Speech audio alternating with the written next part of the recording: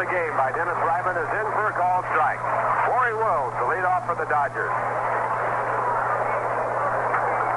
Wills batting .280 with 1 home run and 15 runs batted in. It'll be Maury Wills, Wes Parker, and Willie Davis as the first 3 batters. The Dodgers have Wills at shortstop, Wes Parker at first base, and Willie Davis in center field. The next pitch is hit to right field. Al Lupo waiting for it. And he makes the catch. So the Mets have the first out in this second ball game. That will bring up Wes Parker. Wes had a home run hitting from the right-hand side in the first game of the doubleheader, and also a home run hitting from the left-hand side to become the 9th man in the National League to do this in 1 ball game. Wes now with 7 home runs and 21 runs batted in, batting .272, and batting from the left-hand side against Dennis Ryman. And the first pitch is swung on and missed. It's strike 1. Ryman, 24 years of age, 5'11", 175 pounds. He lives in Long Island, New York. This year he has won 1 and lost 2. Lost to the Dodgers 7-1 on May the 28th. Next pitch back, a changeup that's in the dirt. It's ball 1. 1 ball, 1 strike. Ryman against the Dodgers in his lifetime in the major leagues, 0-2. Plate umpire Chris Balakutis. He bends over. The pitch comes back, and he calls it strike 2. 1 ball, 2 strikes. At first base, Bob Engel. At second base, Frank Sikori. And at third base, Ken Burkhardt. Umpire alignment for the second ball game. 1 ball, 2 strikes. Ryman into the windup, and his pitch back to Parker is hit on the ground toward first. Eddie Kranepool takes it, tries the race for the bag, and wins it for out number 2. That will bring up Willie Davis. Willie hit his first home run of the season in the first ball game, won by the Dodgers 6-3. He has driven in 13 runs. He's batting .276. He's playing with a full muscle, somewhat handicapped in his running, and he was taken out of the ball game for some rest when the Dodgers broke it open with 7 runs in the 7th. On deck batter, Tommy Davis. He had a 5-for-5 day in the first ball game. Was 2 men away in the top of the first inning. And the first pitch is grounded out toward first base again. Taken on the second hop by Eddie Kranepool. He goes to the bag for the out there that retires the side in order. So the Mets get the Dodgers 1-2-3 in the top half of the first. And the Mets now coming up for the first time against Joe Moeller. Say, what does Mr. Donahue do when his daughter and her beau take over the living room? Listen.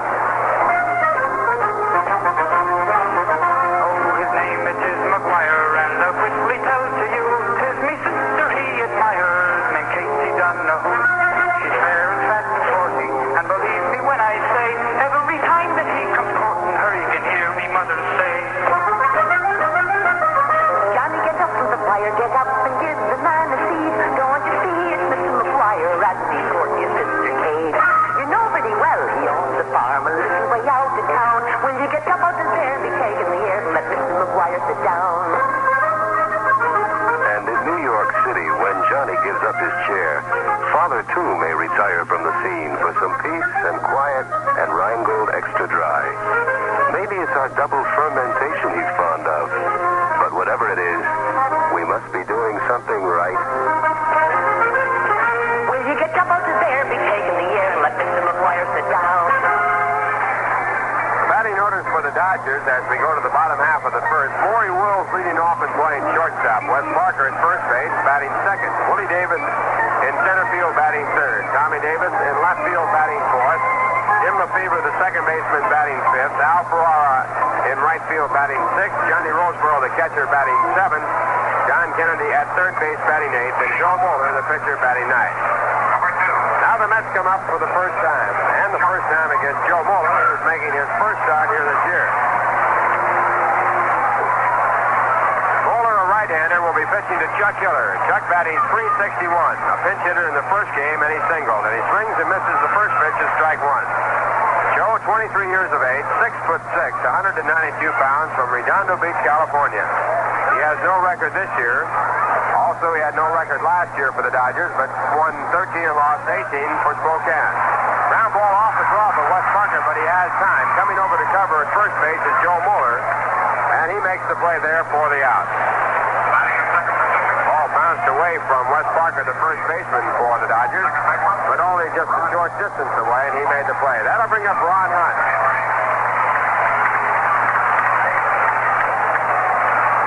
Ron had an inside-the-park home run in the 8th inning for the Mets in the first ball game won by Sandy Koufax. His record now 10-1. It was the only earned run given up by Koufax, and it was tainted because the ball bounced over the head of Wes Parker, who was playing in center field. It would have gone as a single if it had not taken the bad hop. Ron batting .302, and he takes a strike one. Chuck Keller leading off for the Mets, rounded down to first base and was out first to the pitcher. Now Ron Hunt playing at second base, batting second. Batting third in right field, Al Luplo. Joe Moeller back again, and the ball hit off the hands, looped out towards second base. A semi-line drive, caught by Jim Lefevre. It's out number 2. Fourth batter for the Mets in the batting order is Ken Boyer, playing at third base. Batting fifth in center field, Cleon Jones. Batting sixth and playing first base, Ed Greenpool. Batting seventh, the shortstop, Roy McMillan. Batting eighth and catching, Jerry Grody, and the pitcher, Dennis Riband, batting ninth. That brings up Al Luplo. Al batting .250, left-hand batter, and he takes the first pitch. It's ball 1. Coaching at first base for the Mets, Yogi Berra. At third base, Whitey Herzog. Dodgers playing straight away. And Joe Moeller at 6-6 back again with a fastball and missing low inside, ball 2. 2 balls, no strikes. A capacity crowd here today to watch the Mets and Dodgers play their first doubleheader of the year.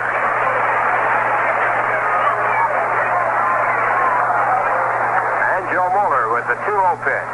It's grounded out towards second base. Jim Lefevre moves to his left, gets a high hop, and makes the play to first base in time for the out.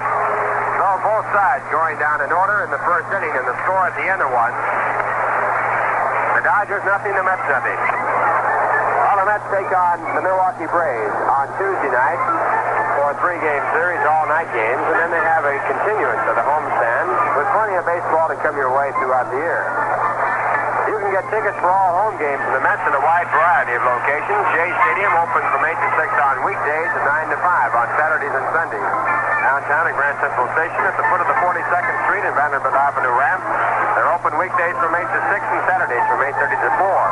Pennsylvania Station, the office and the Long Island waiting room also open weekdays from 8 to 6 and Saturdays from 8:30 to 4. Macy's and the Walt Whitman Shopping Center in Huntington, Long Island open during the regular store hours. In addition, reservations for boxed and reserved seats may be made at all Howard Clothes stores during regular store hours and also in any branch of the Manufacturers Hanover Trust Company during banking hours. Tickets can be obtained by mail by writing Ticket Manager, Shea Stadium, Flushing, New York, at 25 cents to cover the mailing cost. We're going now to the top of the second. No score in the ball game, and the Dodgers coming to bat with Tommy Davis as their leadoff hitter. Tommy was 5 for 5 in the first ball game. He started today's action batting .274, and his 5 for 5 has put him to .328, and he takes the first pitch. It's ball 1. Tommy shortening up, possibly looking for a knockdown pitch. He does not figure to be punting with the bad ankle, but you can never tell. He is running much better. Here's the 1-0 pitch. Pitch back, a slider that's hit foul out of play. 1 ball, 1 strike. This broadcast comes to you through the courtesy of the Rheingold Brewing Company, Brown & Williamson Tobacco Corporation, and the Sun Oil Company, and is authorized under radio rights granted by the New York Mets solely for the entertainment of our audience. Any publication, reproduction, or other use of descriptions and accounts of this game without the express written consent of the New York Mets is prohibited. Now Tommy Davis with a line drive to left field. Moving over, Chuck Keller, he makes the play, and that ball was a shot. So they get Tommy Davis out for the first time in the doubleheader, and it brings up Jim Lefevre. No score in the game, 1 out in the top of the 6th. Make it the top of the 2nd.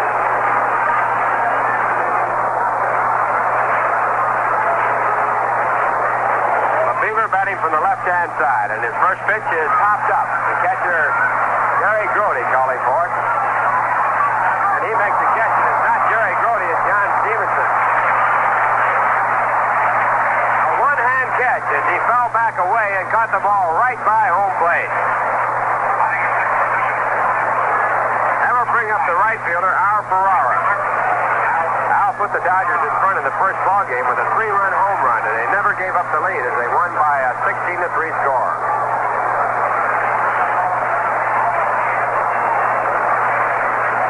Right-hand batter in the first pitch by Dennis Ryman is over the outside corner for a strike.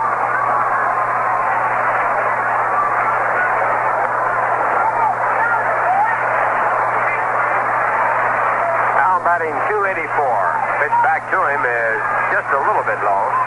1 ball, 1 strike. This fella could to take a look at the ball and then throw it back to the pitcher and keep it in play. Ferrara's home run was his 3rd this year. He has now driven in 15 runs. And on that pitch, it's called a strike. He had a check swing and evidently fouled the ball down in the dirt, so that's why he looked at it. And it's a 2-strike count instead of the 1-1 that we called. Ryman with the signs into the windup and his pitch back to the plate. Misses outside. Breaking pitch, 1 ball, 2 strikes.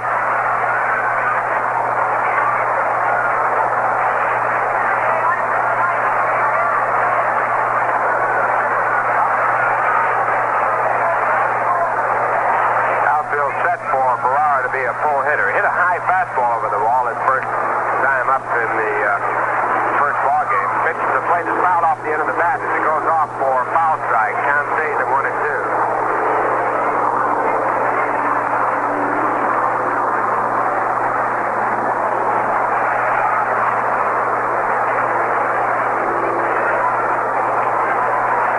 Rabbit into the windup and back to the plate. And a line shot of the hanging curveball down the left field line could go for 2. In the corner is Chuck Killer. It'll go for 2. Ferrara goes into second base standing up. And right now we'll pause for station identification. This is the New York Mets Baseball Network. And you can follow the Mets all season long right here at 810 on your dial WGY Schenectady. John Roseboro. Ralph Kiner along with Lindsey Nelson and Bob Murphy from Shea Stadium. No score in the game, and the Dodgers were the first base runner in the ball game as Ferrara gets a 2-base hit. That is his 4th this year, and it brings up the catcher, John Roseboro. John batting 246, a left-hand batter. And the first pitch by Ryman's outside, ball 1.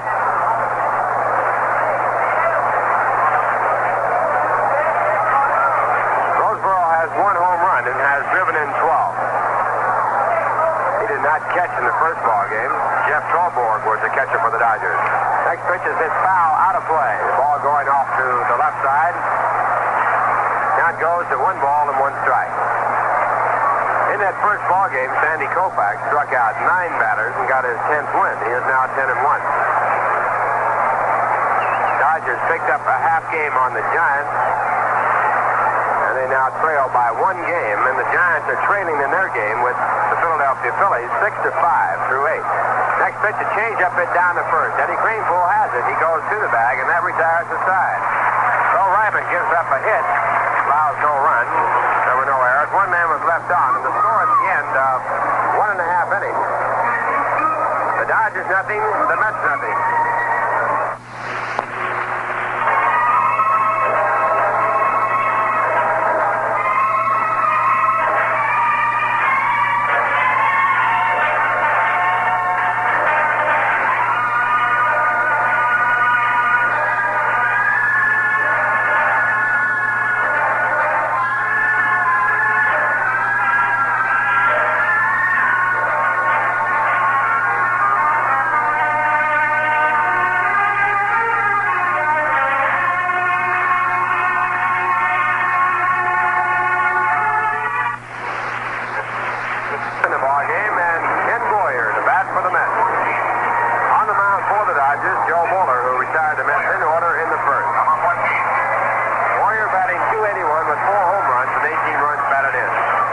Got a run in the top of the 9th to tie the ball game with the Phillies. It's now a 6-6 game with Philadelphia batting in the bottom half of the 9th against Lindsay.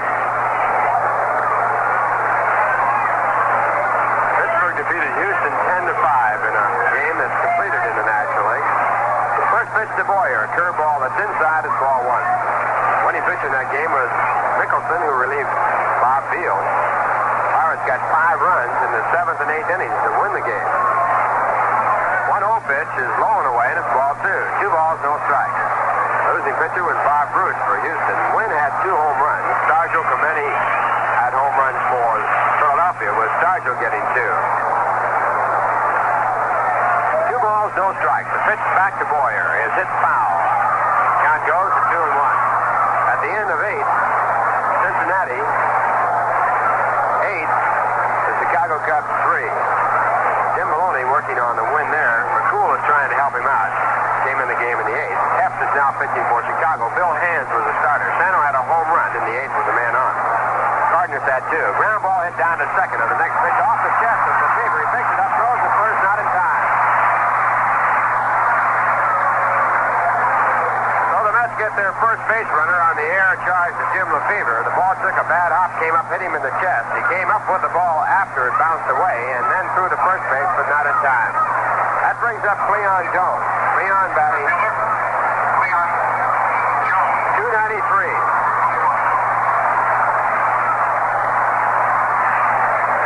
No score in the game. The Mets with their first base runner. No one out. Bottom half of the second. At the end of 4.5 innings, St. Louis 4, Atlanta 3. Dennis in place of Al Jackson in the 5th. Billy O'Dell pitching for Atlanta in the 5th. First pitch is called a strike. In the American League, at the end of 7 1/2 innings, the Yankees lead Boston 5-3. Ramos now pitching for the Yankees. Jim Bowden was the starter. Wilson now pitching for Boston. Lomborg was the starter. Maris and Smith at home run. Throw to first base. Boyer just gets back.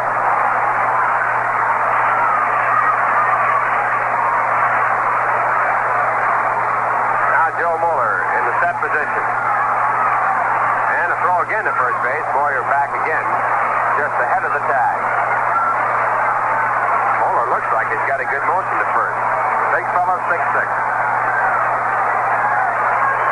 And the first pitch to Jones after the strike, grounded down to second base. Lefevre with a chance at 2 over to Wills. Wills drops the ball and throwing. The out call made at second base, and Wes Westrum now coming out to argue. Lefevre threw to Maury Wills at the bag, and in taking the ball out of the glove and trying to throw sidearm to first base, the ball was dropped. It's called a forward play, and Wes Westrum, after moving out, comes back to the dugout. Well, you know, you've got a treat in store anytime you say, pack of Ice Roy, please. Right about then, you're going to discover this happy fact. Ice Roy has got the taste that's right. Right any time of the day. That'll bring up Ed Greenbull. And a left-hand batter, appearing for the first time today.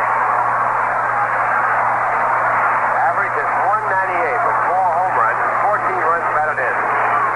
Nick Stewart played the first game of the doubleheader, won by the Dodgers 16-3. Throw to first base, Jones back in time. Jones exchanging with Ken Boyer at first and the fourth play at second. Now Joe Mueller sets again. His pitch to the plate. It is taken low and it's ball 1. Baltimore won the suspended game from Saturday night 6-5 with a run in the bottom half of the 12th. In the second game, or actually the first game scheduled for today, first regular 9-inning ball game, they trail Kansas City 5-4. Next pitch to the plate is inside. It's ball 2. 2 balls and no strikes. Kansas City 5, Baltimore 4 after 6. Terry now pitching for Kansas City. Gene Brabender pitching for the Orioles. Sheldon and Bunker were the starters. Sheldon was the losing pitcher in that first suspended game. Winning pitcher was Stu Miller. 2 balls, no strikes. Leon Jones at first base. And the next pitch is in for a called strike. 2-1. At the end of 7 1/2 innings, the White Sox 3, Washington 1. Dick Lyons now pitching for Washington. He was the starting pitcher. Walker now pitching for the White Sox. Holland was the starting pitcher. Agee a home run in the third with 2 on. First of 2. 2 balls, 1 strike. Once again, Cleon Jones edging off. He's going. The pitch is swung on a miss. The throw to second base is offline, and Cleon Jones slides in. Cleon Jones with a stolen base is 7th this year, and he has the throw beat, even though it was offline. Maury Wills was covering. He had to go on the second base side of the bag, and he sort of knocked it down. He did not make the catch. Pitch was is in for a called strike. It's 2 balls, 2 strikes. Now Eddie Kranepool wants the ball looked at. At the end of 6 innings, Minnesota 5, Cleveland 4. Sonny Siebert going for the Indians, Dave Boswell for the Twins, Wagner and Alvis home runs. Allen, Killebrew, and Valdespino home runs for the Twins. The end of 1, Detroit 1, California nothing. Marboquette against Dean Chan. Now the 2-2 pitch to Kranepool, hit hard on the ground toward the hole, cut off by Lefebvre. A good play as he takes it back in the grass, makes the throw to first base in time for the out. Hank Leon Jones goes over to third. Good play covering ground as he moves to his left by Jim Lefebvre. Shortstop, Roy. That brings up Roy McMillan. Number 11.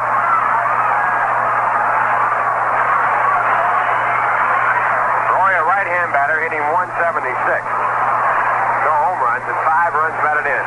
2 men away, bottom half of the second. The Mets with the runner at third base. No score in the game.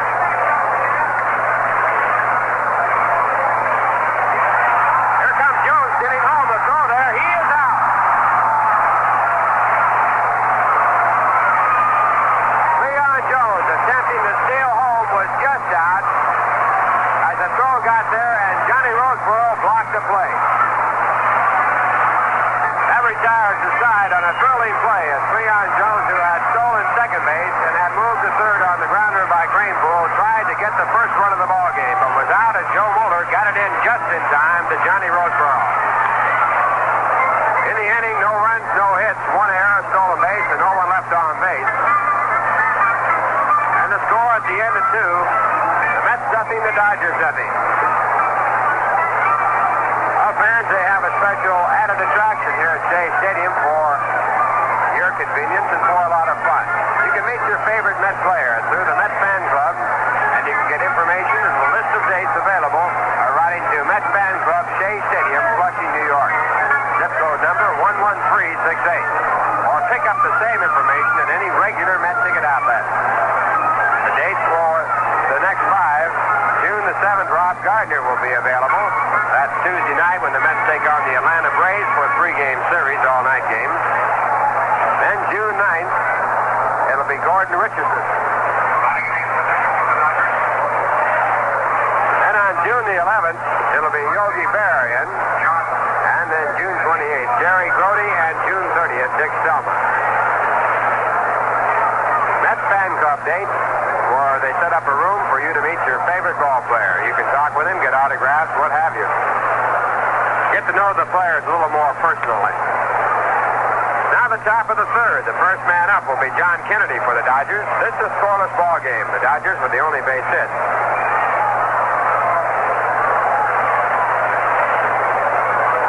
Kennedy, a right-hand batter, batting .214. And the first pitch by Dennis Ryman is taken high at ball 1, and Kennedy was moving out as though to bunt.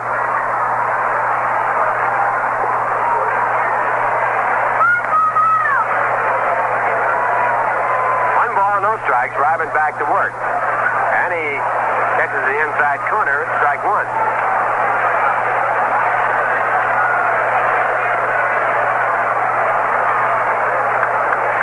Ryman with a record of 1 win and 2 losses. Into the windup and back at 1-1. And the pitch is bunted, this time foul. Ken Boyer is right inside. He was looking for the bunt. Count goes to 1-2. On deck batter, Joe Moeller, the pitcher.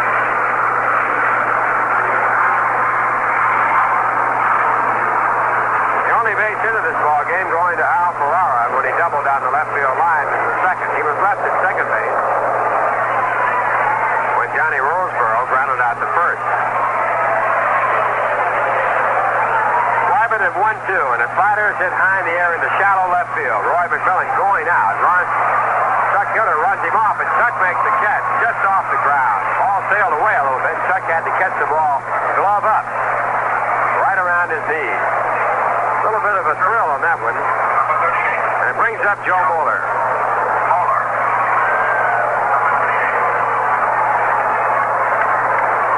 Joe, a right-hand batter. He has not been at bat so far this year officially. He is 0 for 0. He looks like a hitter as he stands up there. He's a big fella. First pitch is swung on and popped up. Second baseman Ron Hunt is making the call, and Ron makes the catch right on the baseline between first and second near the bag. 2 men away in the top of the third, no score, and it brings up the leadoff batter, Maury Wills. Final score, Cincinnati defeated Chicago in the first game of their doubleheader, 8-3. The winning pitcher, Jim Maloney, his record now 6-1. The losing pitcher, Bill Hand. Cardinals had 2 home runs for the Reds. Sano had 1 home run for the Cubs. Also, final, Pittsburgh defeated Houston 10-5. Mickelson, the winning pitcher. Bruce, the losing pitcher. Wynn had 2 home runs. Stargell had 2 home runs. And Clemente had 1. First pitch to Maury Wills with 2 men out. Inside, it's called a ball. Maury flied out to right field his first time up. He's batting .279. 1-0 pitch by Ryman has popped up. The second baseman, Ron Hunt, again about the same position, making the call, and he makes the catch. Had some trouble with the sun, but he skated the sun away and made the play to retire the side.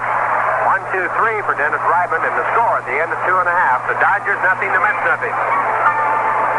Did you ever stop to think of how many lonesome travelers there are here in Yonder and how thirsty they get? Well, I am a lonely and a lonesome traveler. I am a lonely and a lonesome traveler. I am a lonely and a lonesome traveler. I've been traveling on. I traveled here and then From California to New York, the American folk singer travels here and yonder, carrying with him the music of the whole world and its peoples. And sometimes when the traveling gets thirsty, he puts down his guitar and accompanies himself with a cold beer, maybe Rheingold. And in New York City, where more songs and travelers stop than anywhere else in the world, more people buy Rheingold Extra Dry than any other beer. How come? Maybe it's the Oregon hops we use. Who knows? But we must be doing something right.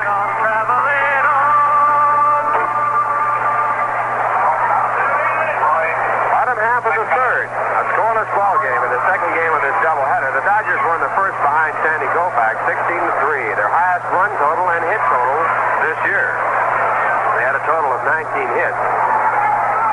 Over their 16 runs. Sandy won his 10th ball game. He struck out 9. Right here, though, it's Joe Moeller against Dennis Ryman, and Joe Moeller's first pitch is called a strike as he pitches to Roy McMillan. Roy was left at home plate when Cleon Jones tried to steal home in the second. He was out on the fine play by Johnny Roseboro blocking the play. Curveball back is hit down towards third base. Stays fair, picked up by the third baseman John Kennedy, a fine play. The throw to first base in time. Kennedy caught that ball as he moved on in, one-handed. Ball looked like it was going foul, then came back into fair territory, and then he came up throwing and got the man. 1 out in the bottom half of the third, and it brings up the catcher, Jerry Grody.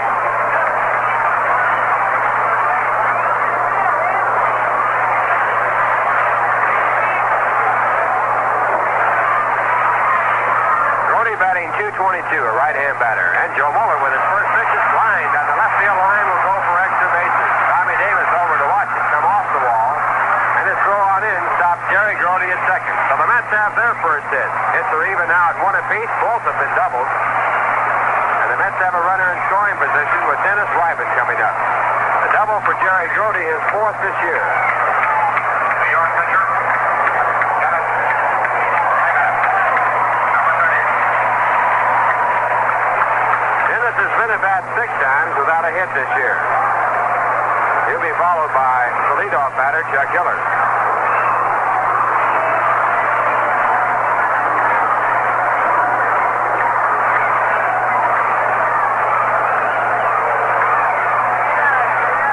And Joe Moeller with his first pitch to Dennis. The fastball over the outside corner for a called strike.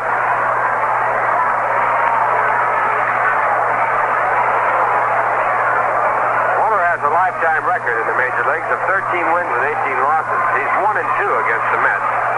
Warner's 1 game in 62. Pitch back, a fastball grounded down to short. Maury Wills comes in and fields the ball, moves Grody back to second base and makes the play to first base for the out. That gives the Dodgers 2 men away here in the bottom half of the third and brings up Chuck Hiller.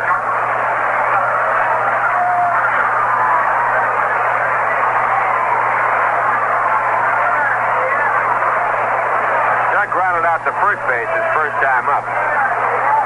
Batting now at .351. Was a pinch hit in the first ball game, got a base hit. Mets had a total of 5 hits off Koufax. Got their first hit in the first inning when Ken Boyer doubled, and that spoiled the possibility of a no-hit, no-run game. It's always there when Sandy Koufax pitches. First pitch to Hiller is hit down on the ground to shortstop. Maury Wills comes up with the ball, goes over to first base, and the throw is caught by Wes Parker to retire the side. No runs, 1 hit, no errors, and 1 man left on second. And the score through 3, the Dodgers nothing, the Mets nothing.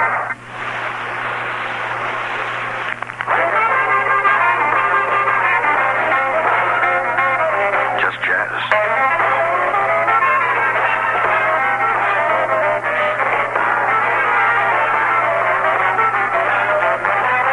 However you enjoy your kicks and jazz, we feel certain that you'll get your fill on the weekly program Just Jazz, heard over WGY. The program is heard usually on Tuesdays from 8 to 11 in the evening. But during the Mets baseball season, the show is heard on other nights of the week. In any case, Just Jazz is heard one night each week. Suggestion: send your name and address to Just Jazz Schedule, care of WGY in Schenectady, New York. And by return mail, you'll have the listings of each of the Just Jazz programs throughout the summer. This is Randy English. Be advised, it's cool, it swings, it's for you, and it's Just Jazz, here at 810 on your radio dial.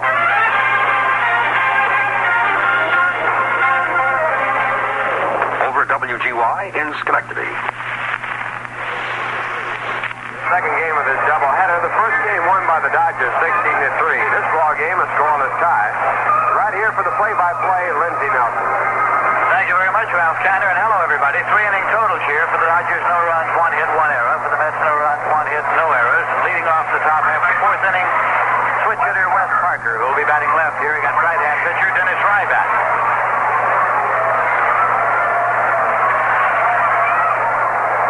Parker grounded out in the first inning.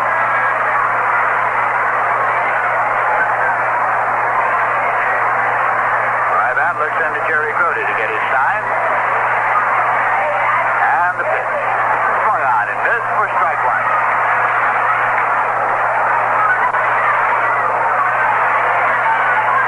Let's have the defense swung over towards right field, playing Parker to pull. Parker asked that umpire Chris Pellicudis examine the ball. He does, and he takes that ball out of play.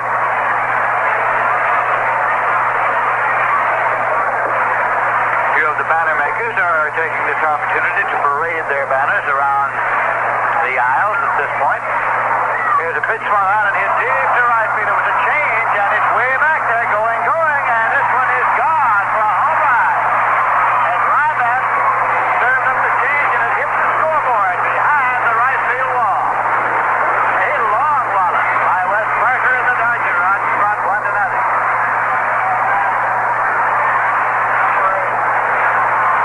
Home run number 8 for Wes Parker.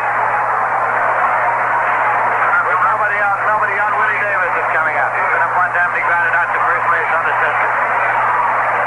That ball not only traveled over the right field fence, it hit the scoreboard on the fly behind the right field fence. Here is a foul ball on the left field line out of play. In the seat, strike 1 to Willie Davis.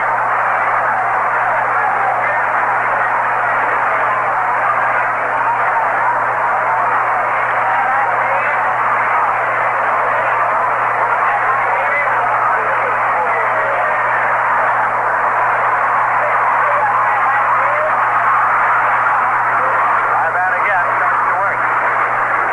And the pitch is high for a ball. 1-1.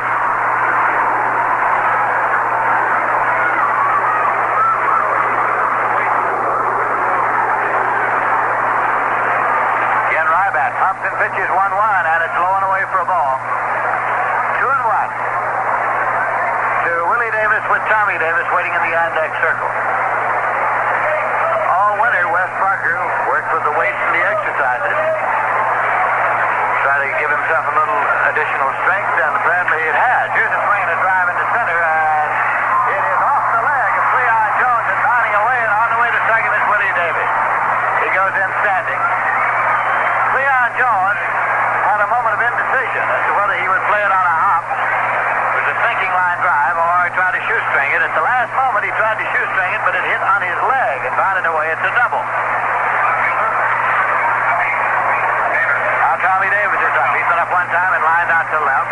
Chuck Hiller. Nobody out, and the runner at second. The Dodgers leading by a score of 1-0 here in the top half of the fourth inning. Rybat's pitch in there for a called strike.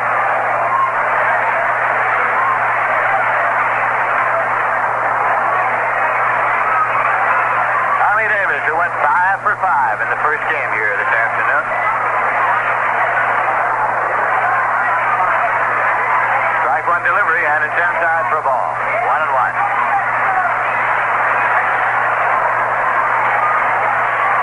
Jim Lefevre has moved up to the on-deck circle.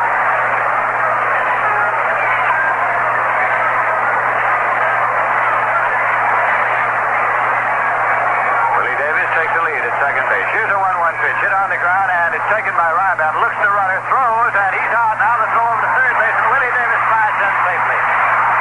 Willie waited until Rybat's throw started to first before he advanced, and hooks the bag to the outside at third. One away. As the play on Tommy Davis goes Rybat to Cranepool. Lefevre, a switch hitter batting left against right-hander Rybat, comes up now. Lefevre's been up one time, and he fouled out to catch it, Jerry Grody.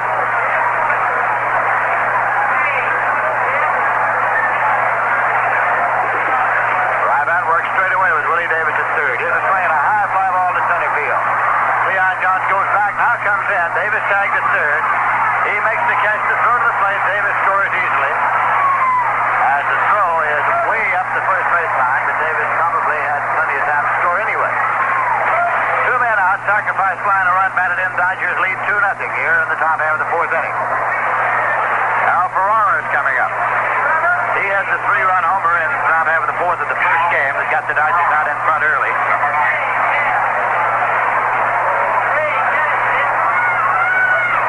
Ferrara's been up one time in this game and doubled. Strong right-hand batter. Plays right field. Rybat's pitch is high and tight for ball one.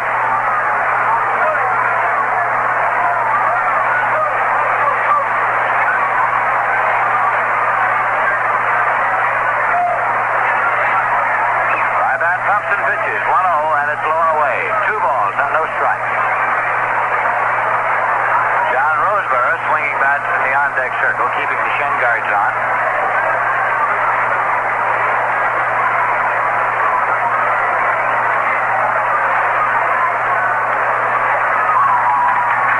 Now the pitch, and it is swung on and missed. 2-1. The Atlanta Braves got 7 runs in the bottom half of the fifth inning, so that they now lead the St. Louis Cardinals 10-5 after 5 innings of play.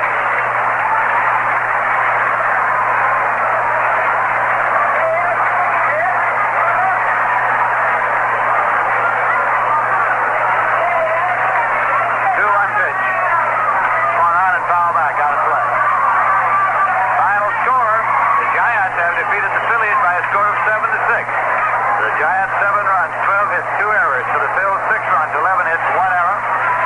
Winning pitcher's Frank Lindsay, the losing pitcher Bo Belinsky.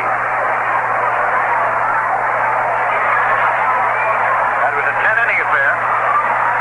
Had the pitch low for a ball. 3-2 now to Ferrara. Al Lanier hit a home run for the Giants in the 10th inning.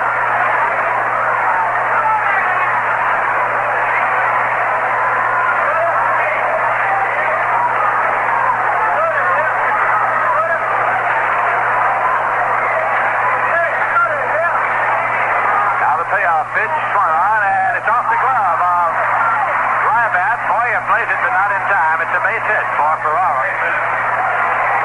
Ground ball bounced to the third base side of the mound, and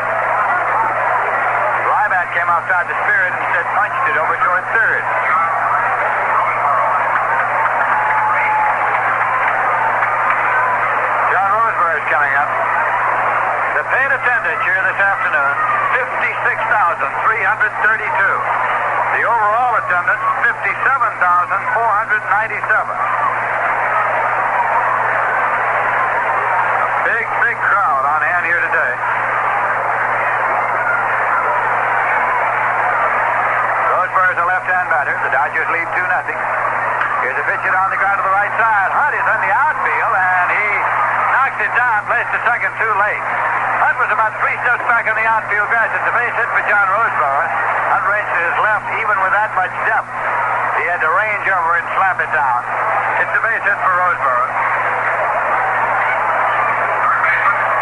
Now John Kennedy's coming up. Been up one time and flied to left. Runners at first and second with 2 men out for the Dodgers batting in the top of the fourth. And they lead by a score of 2-0.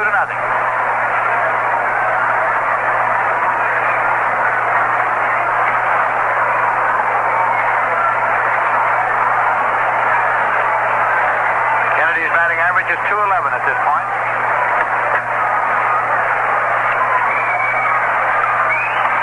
Swing and a miss for strike one. Larry Bernard is up and throwing now in the Met bullpen.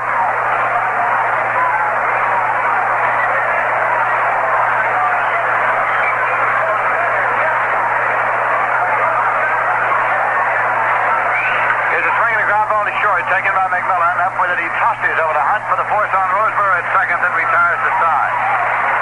But the Dodgers picked up 2 runs on 4 hits. There were no Met errors and 2 Dodgers left, and the score at the end of 3.5 innings is the Dodgers 2 and the Mets nothing.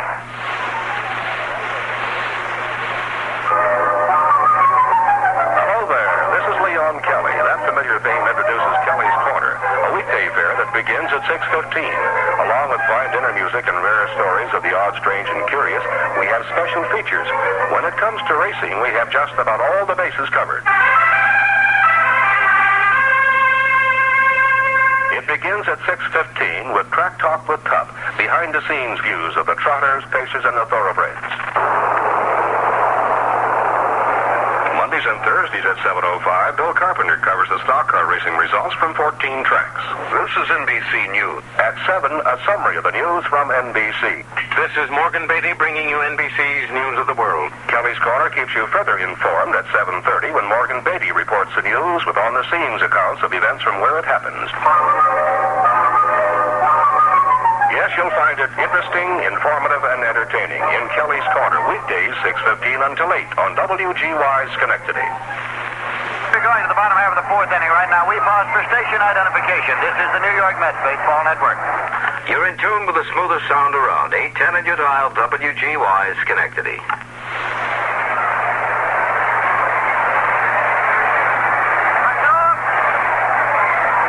They paid attendance here this Sunday afternoon, 56,332, and the total attendance is 57,497. A big crowd at Shea Stadium for the Sunday doubleheader with the Los Angeles Dodgers. And now Ron Hunt is coming up to lead off. The paid attendance today is only 843 customers short of the all-time attendance record for Shea Stadium, which was set last year on June 13th. The Mets and the Dodgers in a doubleheader when they drew 57,175. Now Ron Hunt's up. Joe Moeller's pitch is low and away for a ball. He's been up one time, and he lined out to Lefebvre at second base. The Mets' total attendance for the season now 597,464 paid.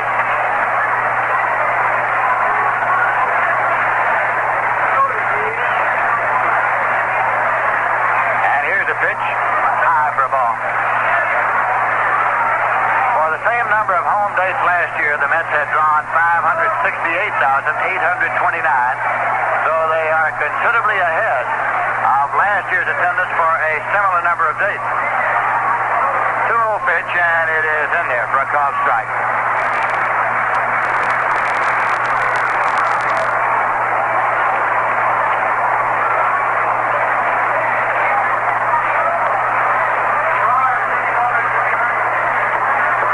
Now the 2-1 pitch.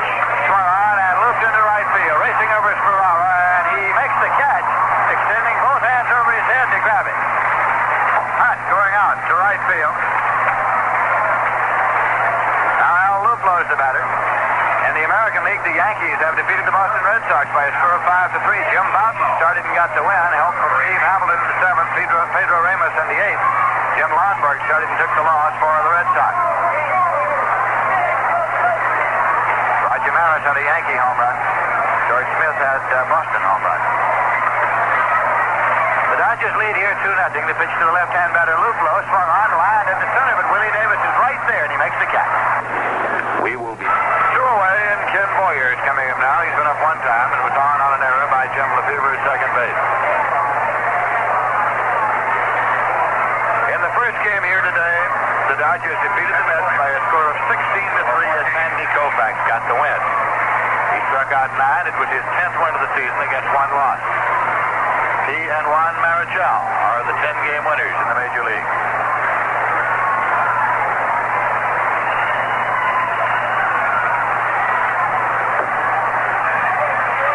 Pitch to Boyer, and it's low and away for a ball. In the first game here today, the Dodgers defeated the Mets by a score of 16-3 as Sandy Koufax got the win. He struck out 9. It was his 10th win of the season against one loss. He and Juan Marichal are the 10-game winners in the Major League.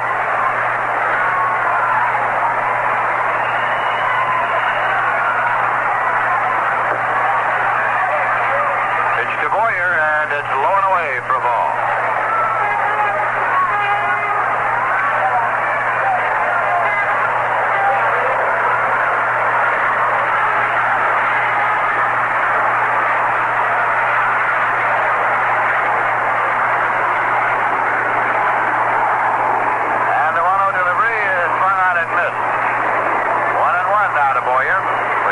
Jones waiting in the on-deck circle.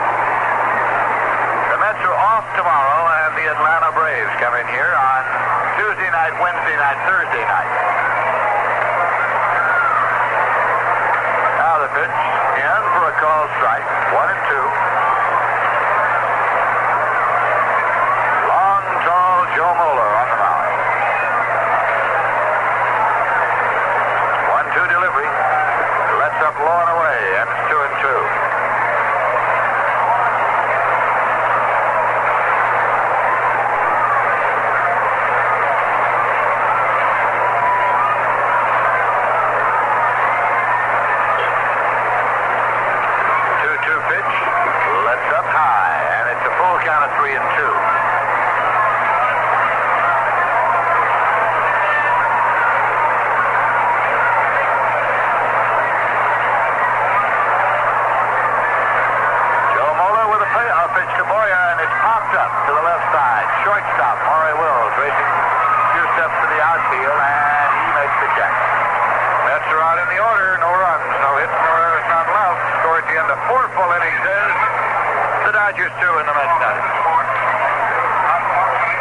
Atlanta Braves will be here on Tuesday night, Wednesday night, and Thursday night.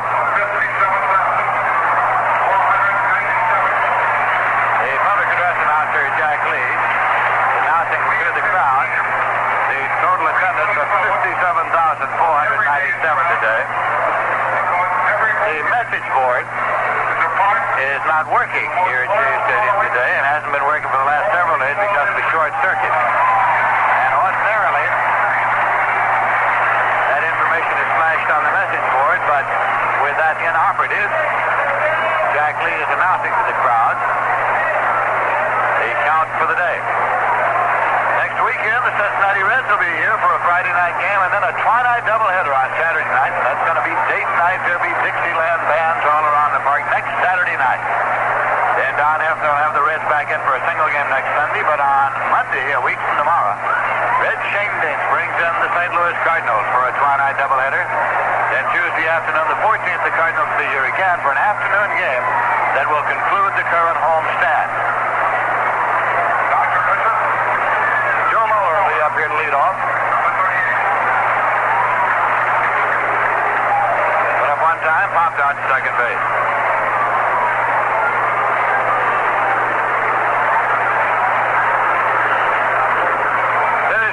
Pumps and pitches as a swing and a drive into left. Hiller's coming out. He'll have to one-hop it. He drops in for a base hit. And Moeller turns and holds it first for the leadoff single. Orey Wills will be the batter. The jacket is taken down to Moeller.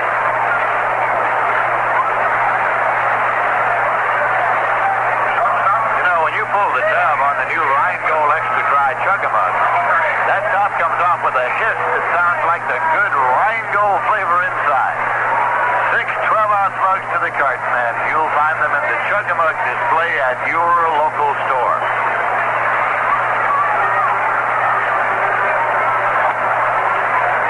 Rybat with the pitch, and it's in there for a call strike to Maury Wills. Switch hitter batting left.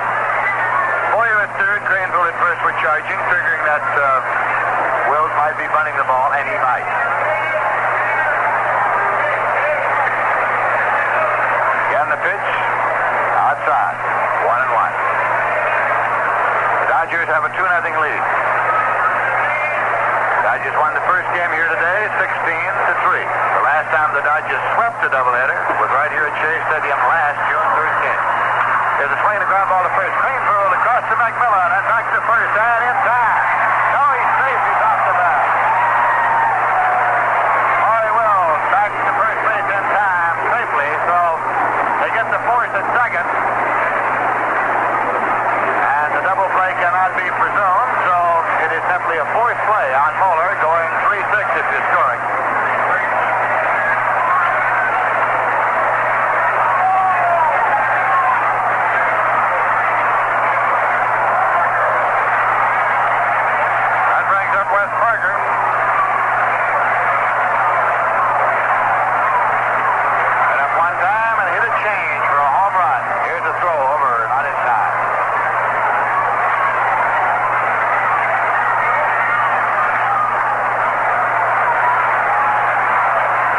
Is high for a ball.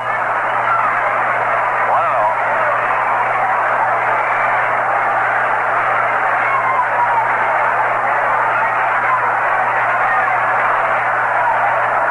Again a throw over.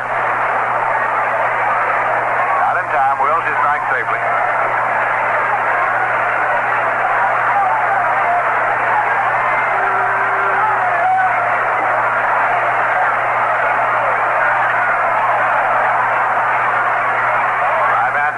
Trying to keep a short holder on Wills.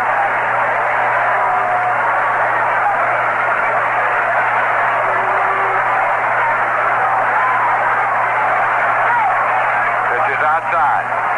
2-0.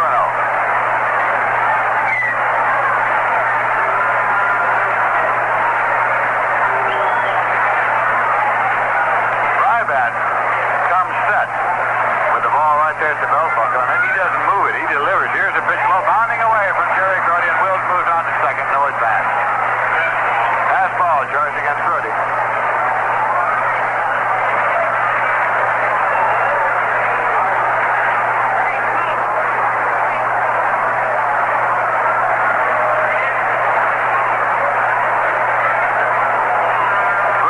Count.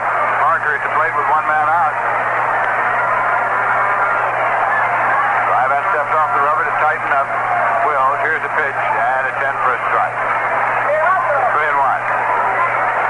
Instead of moving the ball around, Rybat moves that back foot on and off the rubber.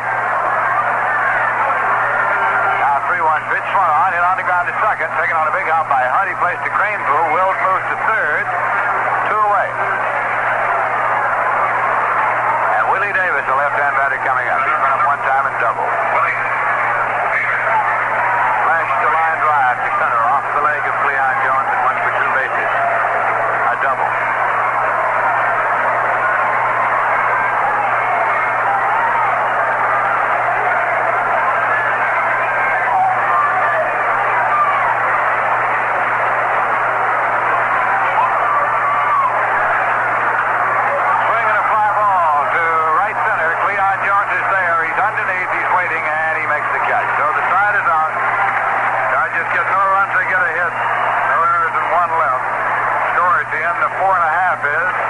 Dodgers 2 and the Mets nothing. Radio? Why should I advertise on radio? There's nothing to look at, no pictures. Listen, you can do things on radio you couldn't possibly do on TV. That'll be the day. All right, watch this. Okay, people, and now when I give you the cue, I want the 700-foot mountain of whipped cream to roll into Lake Michigan, which has been drained and filled with hot chocolate. Then the Royal Canadian Air Force will fly overhead towing a 10-ton maraschino cherry, which will be dropped into the whipped cream to the cheering of 25,000 extras. All right, cue the mountain.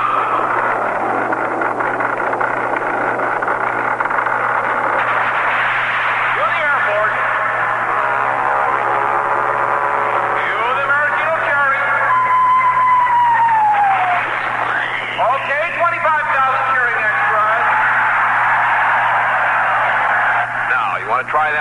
television? Well, You see, radio is a very special medium because it stretches the imagination. doesn't television stretch the imagination? Up to 21 inches, yes. 5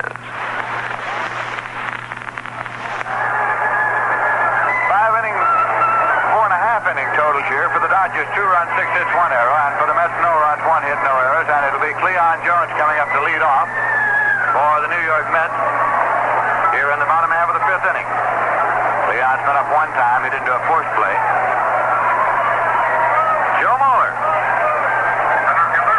No winner loss record coming into today's game. Against the Mets, 1-1, lost 2, lifetime record.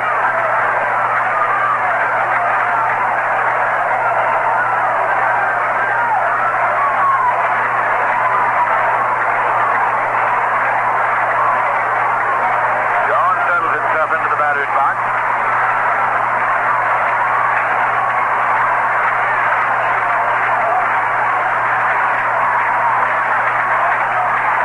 And Mola fires a swing and a miss, strike 1.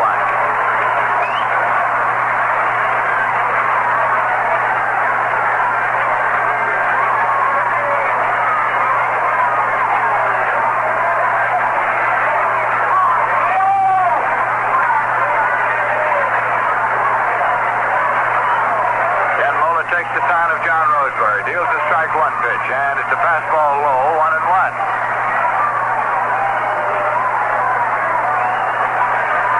The Dodgers won the first game here today by a score of 16-3.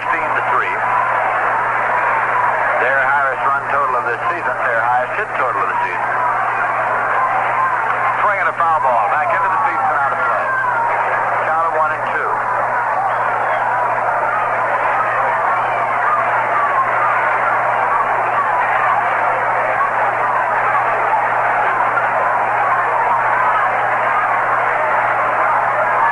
Yogi Berra on the coaching lines at first for the Mets, and Whitey Herzog around at third.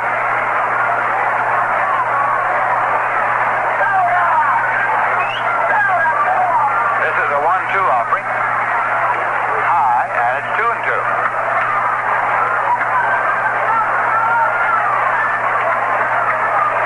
On this road trip, the Dodgers now won 6 games and lost 1.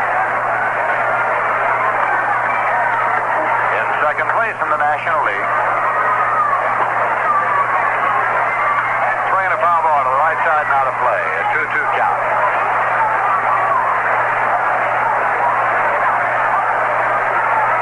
Giants defeated the Phillies today 7-6 in 10 innings. Al Lanier had a 10th inning homer.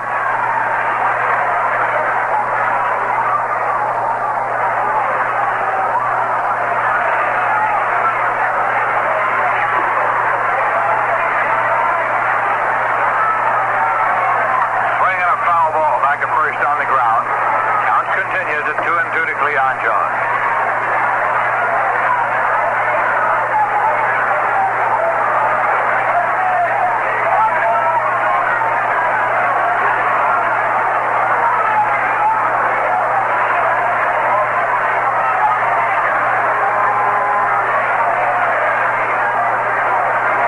Joe Mola takes the sign, 2-2 pitch. Line foul down the right field line and out of play.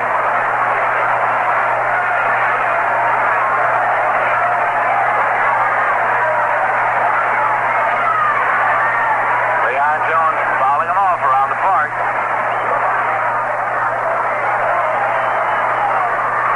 Dodgers defensively play him straight away.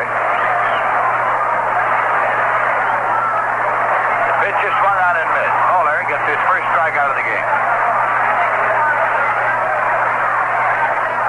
One away for the Mets here in the bottom of the 5th, and Ed Craneville is coming up. Been up 1 time and grounded out second to first.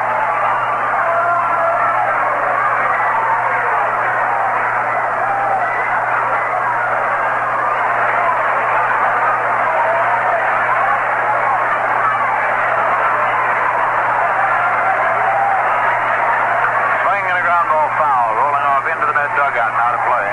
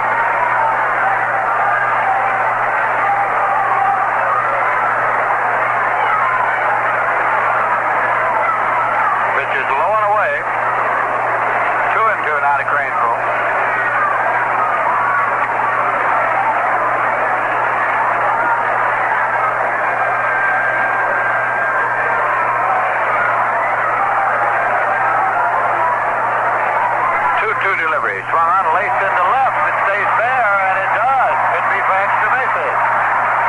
Taking on the rebound out there by Tommy Davis, and it's a stand-up double at second for Ed Trainpool.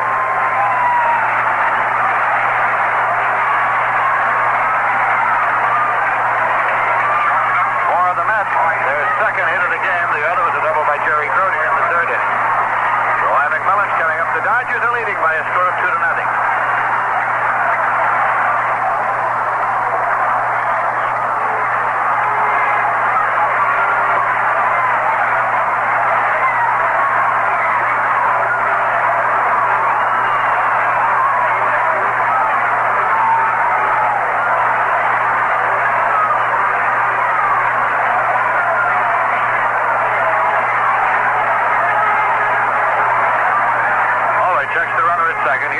And it's high for a ball.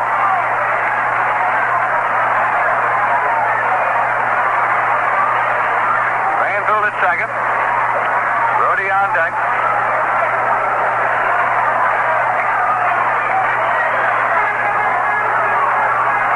Pitch to McMillan, and it's swung on and foul back out of play. Don Drysdale is tuning up a little down in the Dodger bullpen pen.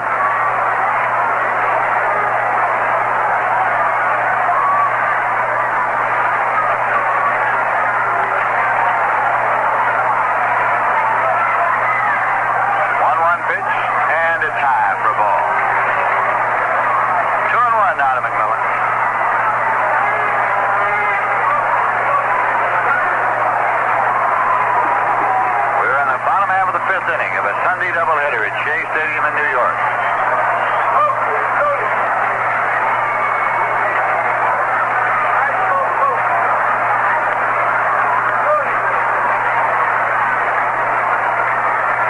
This will be a 2-1 pitch to McMillan. Far on line to the right for a base hit. Trainpool gets the green light. Ferrara up for the ball. Throw to the plate. Trainpool scores. Roseborough scores to second, and McMillan is safe at second base. Raced out into the center of the diamond to take the throw and try to get McMillan at second. McMillan sliding it safely. Single, a run batted in, second on the throw. It's the Dodgers 2, the Mets 1. But the extra base taken by McMillan on the throw is a big one. One man out, Jerry Grody coming to the plate. He's been up one time and he doubled to left field.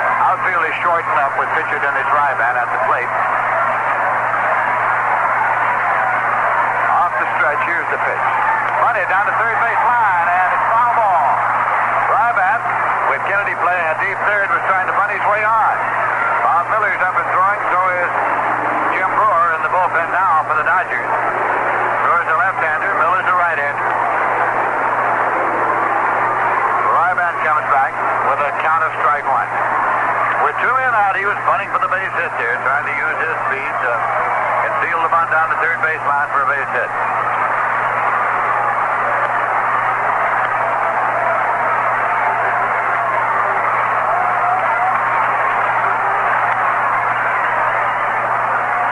Joe Moeller off the stretch. Steps off the rubber. Digs in a little bit out around the mouth. Right back in and waiting. McMillan takes his lead at second. Strike one pitch. Swung on and line to the center field for a base hit. McMillan is being held up, and now he's coming home as the ball is fumbled by Davis, and he scores. Roy McMillan scores as he was held up at third base, and then Willie Davis bobbled the ball in center field, and McMillan came on. So it is a single. No run batted in and an error on Willie Davis in center field. He was held up by Herzog, but then when Willie Davis bobbled the ball and it rolled 2 feet away from him, McMillan came on to score, and no play was made on him at the plate. No run batted in because he took the plate on the error by Davis, and the score is tied 2-2. Ryban's first hit of this season. And a run batted in, his first RBI. Oh, I beg your pardon, he does not get an RBI. Scored on the error.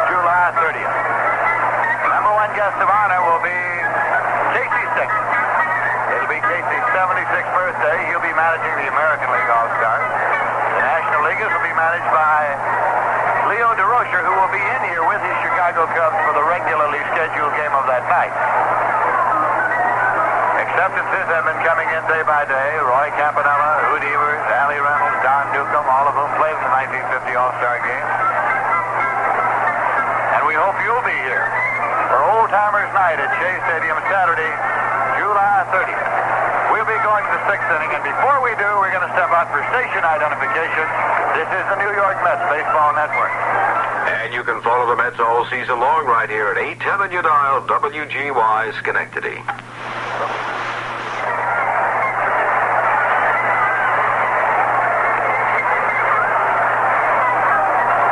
is Lindsey Nelson with Bob Murphy and Ralph Kiner at Shea Stadium, and we're going to the 6th inning. 2 runs on 6 hits and 2 errors. The Mets 2 runs on 4 hits and no errors.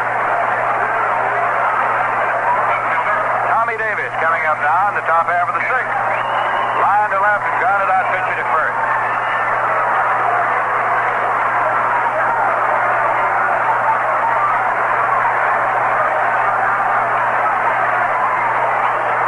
Fredland, who was the base runner at the end of the inning, toweled off in the dugout before coming out, so he is completing his warm-up pitches right now.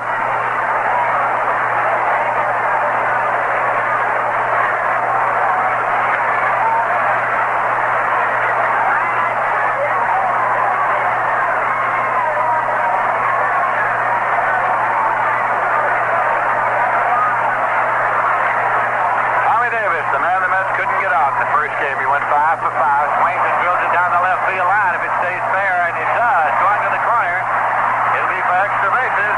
Picked up by Hiller and played back in for a stand-up double for Tommy Davis, right down the left field line. A leadoff base hit here in the top half of the 6th inning. And Jim Lefebvre is up now. Fouled out to the catcher, had a sacrifice fly to center, and a run batted in.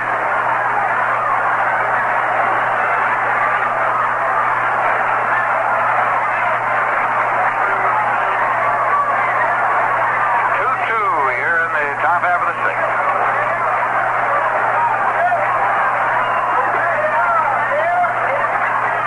Now the pitch is in for a called strike.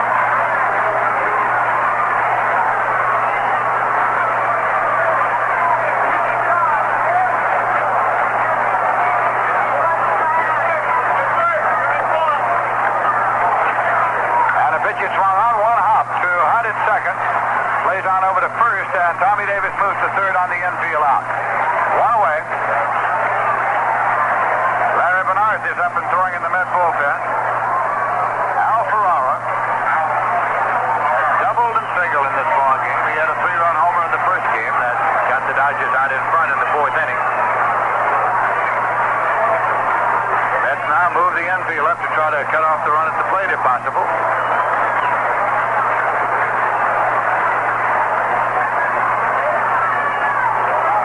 Dodgers got 2 in the top of the 4th. The Mets got 2 in the bottom of the 5th.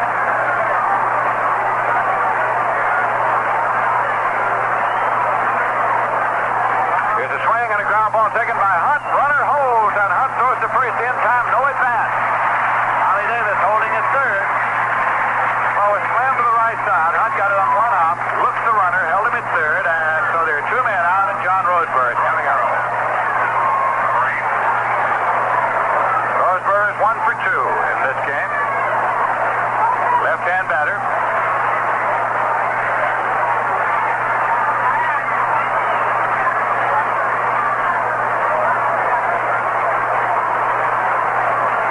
And now Ryban steps off the rubber and bluffs the throw to third just to move Tommy Davis back a little closer. Davis bluffing down the line. Here is the pitch to Roseberry. Swung on and hit in the air deep to right. Back there is Luke Lowe, and he makes the catch when the outlet retires the sign. So the Mets get out of the inning as Tommy Davis had a leadoff double and did not score. No runs, 1 hit, no errors, 1 left.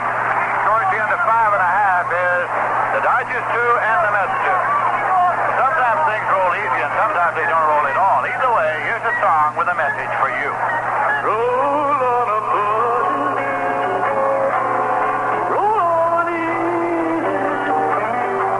How can I roll when the wheels don't go?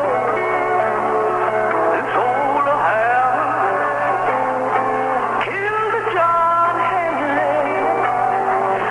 Won't get me. No, it won't get me.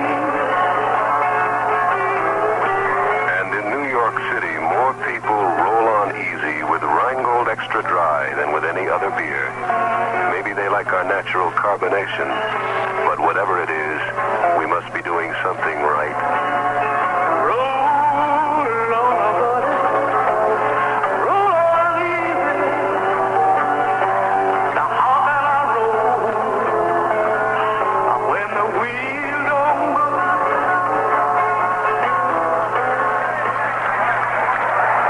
In the bottom half of the 6th inning, it'll be Al, Luke Lowe, Ken Boyer, and Cleon Jones coming up for the Mets. Joe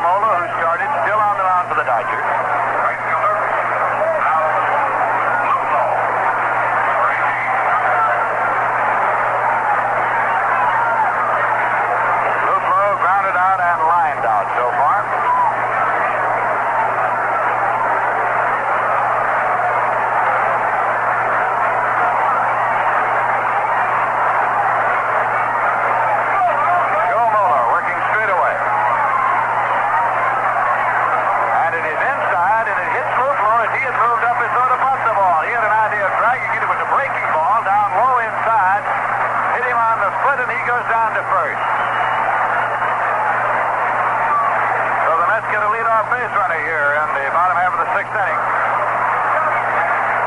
Ken Moyer is the batter. And we're going to get some action again down in the Dodger bullpen. Double barrel action in the Dodger bullpen. Jim Brewer and Bob Miller up and throwing as the Mets are batting here in the bottom half of the sixth with the score tied, 2-2.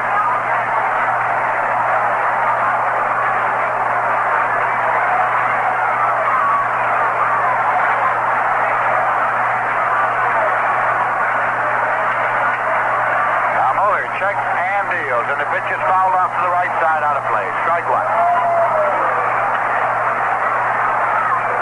Leon Jones waiting on deck for the Mets.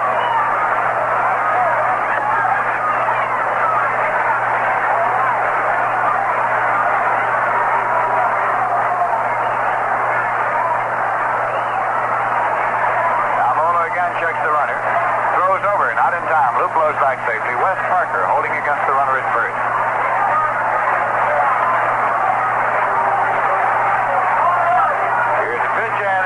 On and missed. Back comes the glove of Roseboro, and it's a two-strike count to Ken Moyer.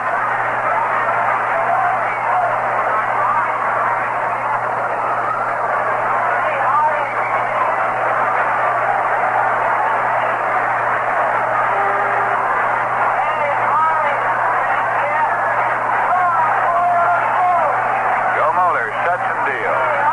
Swung on in line into left field, and it's in there for a base hit. As Tommy Davis got a late start, came on in, and Luplo at the last moment figured that Tommy Davis might be in position to grab the ball. He held up, and then it passed on to second. Here's Walter Austin coming out of the dugout. Mets have runners at first and second. Nobody out in the bottom half of the sixth inning, and the Dodger manager is out to see about his pitcher, Joe Moeller. He has left-hander Jim Brewer, right-hander Bob Miller in the bullpen. Looking out in that direction now. No sign as yet. As Austin now turns to say something to Chris Pellicudis, the umpire, and the sign goes to the bullpen. The right-hander would be Bob Miller. Leon Jones will be coming up for the Mets. With the score tied 2-2, and the Mets with runners on first and second, nobody out. The gate opens now out in left field, and here comes Bob Miller strolling through. One-time New York Met. He'll be replacing Joe Moore, and as he comes on now to bring us up to date on scores of all the other games. Here's Bob Murphy. All right, let's see. Hal Lanier is concerning a home run. Unable the Giants to snap Philadelphia's 6-game win streak. The Giants had rallied and picked up a run in the ninth inning to tie the game, and then Lanier won it with a home run in the 10th. Giants 7 runs, 12 hits, 2 errors. The Phillies 6-11-1. Lindsey the winner in relief, and Bo Valensky was the loser. Then Gabrielson also hit a 2-run homer. Pittsburgh Pirates beat Houston 10-5, and they had 2 home runs by Willie Stargell and 1 by Roberto Clemente. Jim Wynn homered twice for Houston. So the winner in relief was Mickelson. The loser was Bob Bruce. The Cincinnati Reds, coming to Shea Stadium next Friday night for a 4-game series, won the first game of a doubleheader from Chicago 8-3, with Jim Maloney winning his 6th game. The loser was Bill Hand. Cardenas homered twice and Sano hit 1 for Chicago. The second game is scoreless after an inning and a half. Ernie Broglio against Joey Shea. The Atlanta Braves scoring 7 runs in the 5th inning with Dennis Menke hitting a 3-run homer. Have gone way out in front of St. Louis, 10-4 at the end of 8. The Braves are here for 3-night games, Tuesday, Wednesday, and Thursday nights. In the American League, Jim Bouton recorded his first win as the Yankees beat the Red Sox 5-3. Jim Lonborg was the loser. Home runs by Roger Maris and George Smith. Baltimore, with a run in the 12th inning, won the completion of the suspended game of last night 6-5. But the A's won the regular game 9-4. Dixon was the winner. Bunker was the loser. Chicago beat Washington 4-1 in the first game of a twin bill. Joe Harlan, the winner. Diego Segui was the loser. The game was won on a 3-run homer by Tommy Agee. In the second game, Chicago won, Washington nothing at the end of an inning and a half. Dick Bossman and Gary Peters are the pitchers. Minnesota beat Cleveland 9-4. The winner was Dave Boswell, and the loser, Sonny Siebert. Twins hit 4 home runs. Killebrew, Hall, Allen, and Valdespino. Detroit 4, California 3 at the end of 6. First game of a doubleheader. Wickersham is in relief of Monbouquet. Dean Chance pitching for California. So that's the complete rundown on scores of other ball games. We're set to resume the action here, and here again is Lindsay. All right, Bob, it's Bob Miller in the ball game now for his 9th appearance of the season. He has no won or loss record.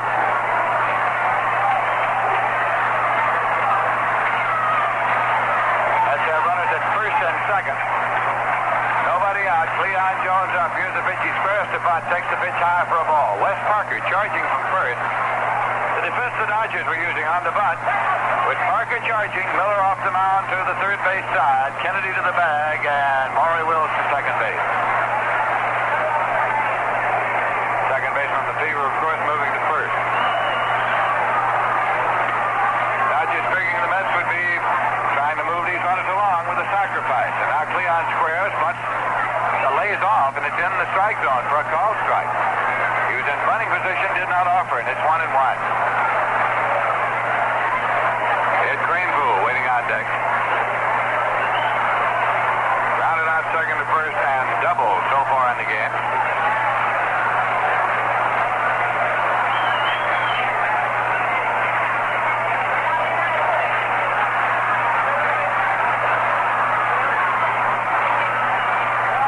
Now the pitch, and it's swung out, and on the ground is short. Wills takes it, tags the back, throws to first for a double play.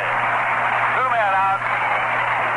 Luplo moving on to third, and it'll be Craneville coming up. A 6-3 double play if you're scoring. Dodgers 2 and the Mets 2 in the bottom half of the 6th inning.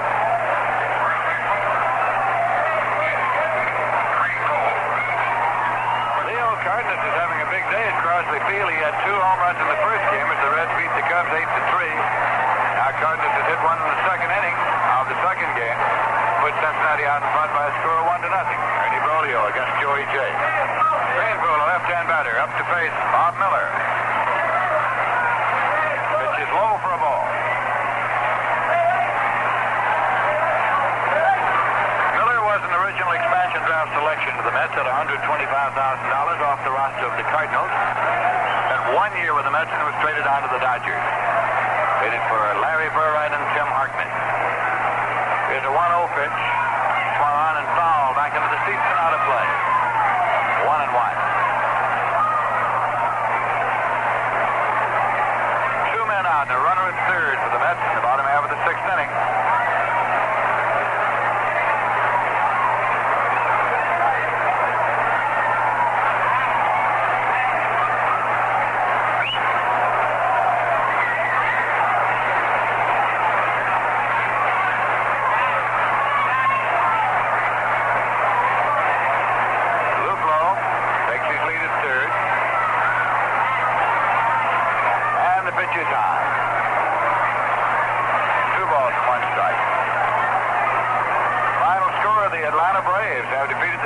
Cardinals 14-4.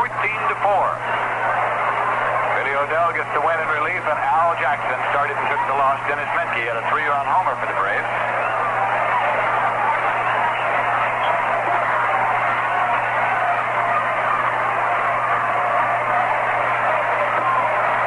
Here's a 2-1 pitch. Swung on and fouled off to the left side, out of play.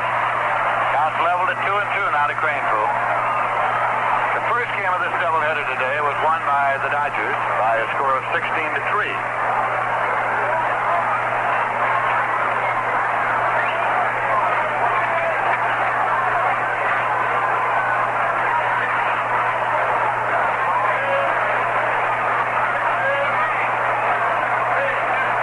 Bob Miller looks to John Roseborough for his sign. Working straight away with a 2-2 pitch. Ball, check swing, ground ball to second. Charged by Lefevre. Up with it. He placed the first in time. And the side is out. No runs, 1 hit, no errors, 1 left. The score at the end of 6 full innings is the Dodgers 2 and the Mets 2.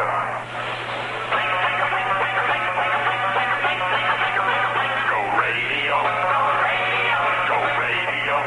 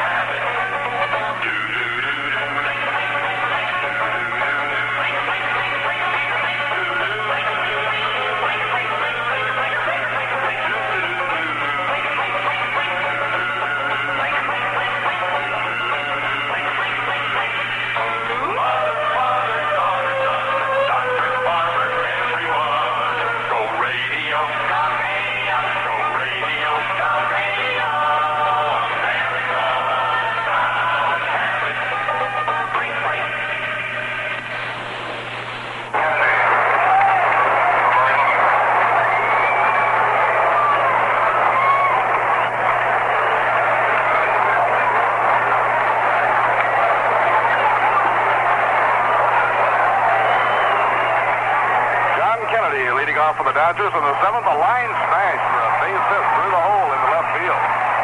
Chuck Hiller playing the ball back in. And Kennedy jumped right on Rybat's first delivery in the 7th inning for a base hit. For the Dodgers, their 8th hit of the afternoon in this ball game. And it brings up the pitcher, Bob Miller.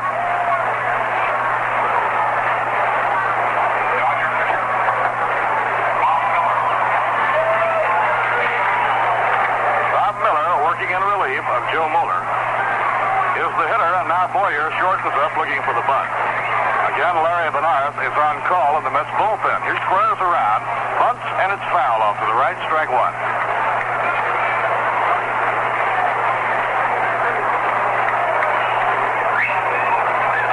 The game tied 2-2. We're in the top of the 7th. Maury Wills is on deck, and then Wes Parker. Parker has had a great series. He hit a home run Friday night in the 9th inning. Did not hit one yesterday, but hit 2 in the first game today and 1 in this ball game. He's had 4 home runs in the series.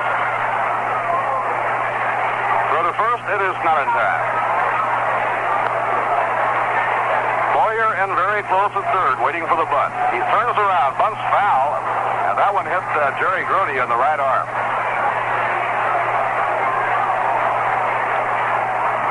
With a 2-strike count, Bob Miller is checking with the third base coach, Preston Gomez, to see if Walter Alston still has the bunt on.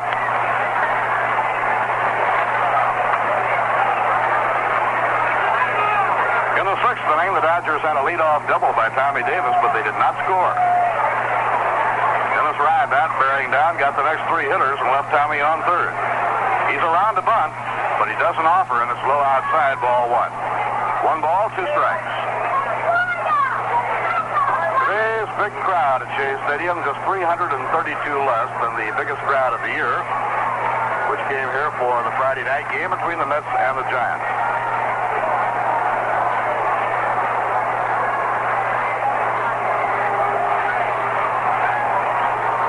Rybat checks his runner. He turns around. Again, he does not offer, and it's low, ball 2. It's 2-2.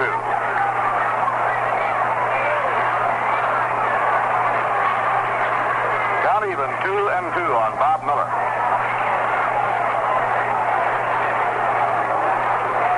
He has been around the bunt on the last 2 pitches, but laid off. He turns around and he swings and misses strike 3. He tried to decoy him by turning around the bunt and then pulling the bat back and taking that short swing. Miller is struck out by Rybat, 1 away.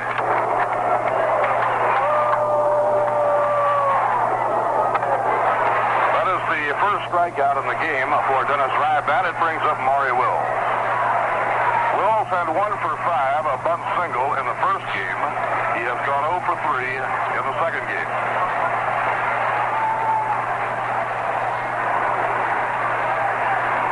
Maury hitting 276. The runner goes. A ground ball hit hard. Diving stop by Hunt the throw. Out the play of the day.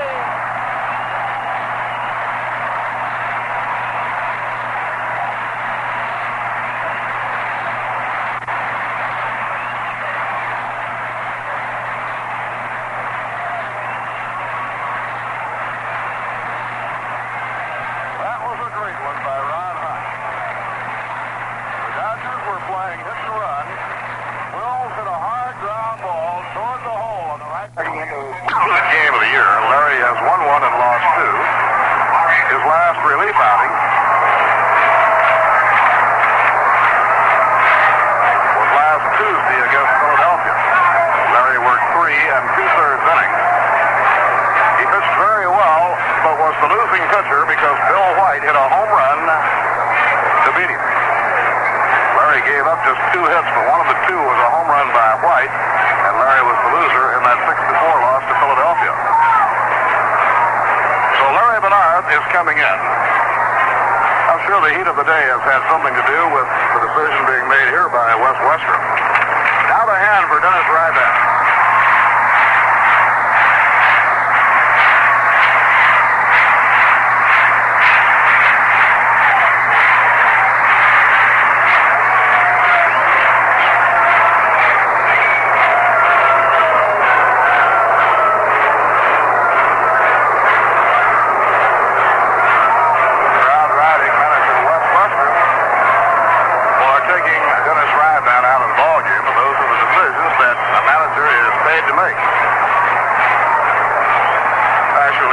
booing is more of a tribute to Dennis Fredland and applause for the fine way that the young right-hander pitched in this ball game.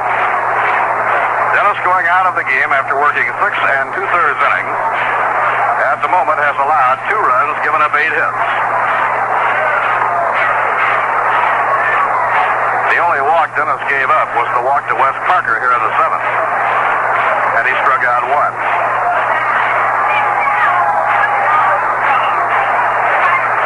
So as Dennis leaves the ball game, he cannot be a winning pitcher. He could be a loser, because Dennis is responsible for the 2 Dodger runners on base. Al Lanier's 10th inning home run enabled the Giants to snap the Philadelphia Phil's 6-game winning streak, the Giants winning 7-6. Pittsburgh beat Houston 10-5. Mickelson, the winner in relief of Vail. Big day for Willie Stargell. He hit 2 home runs. Roberto Clemente also homered. Jimmy Wynn hit 2 for Houston. Cincinnati down Chicago 8-3 in the first game, and they lead 1-0 after 2 innings of the nightcap. And the Braves, who head for New York, closed out their homestand in Atlanta by beating the Cardinals 14-4. Billy O'Dell was the winner in relief. Now we're ready to go. The hitter is Willie Davis. Runners on first and second, 2 men down. Here's the pitch by Bedard. Foul ball back up against the screen. Wes Parker is on first. John Kennedy is on second.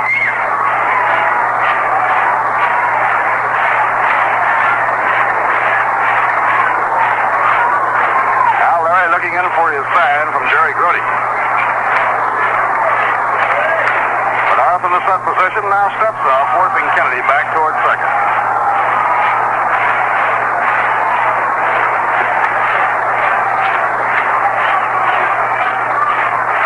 Tied 2-2. We're in the top half of the 7th inning.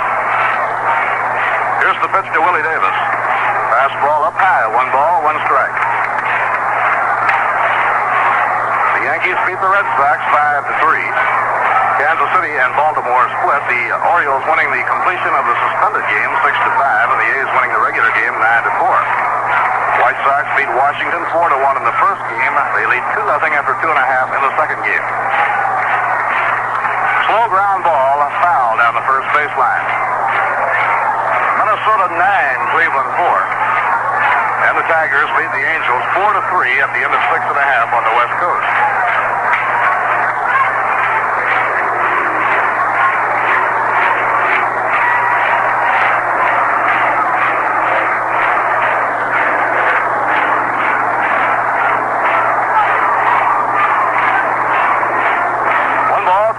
Count on Willie Davis. He's hitting with the ball game tied and 2 men on, 2 men down, top of the 7th inning.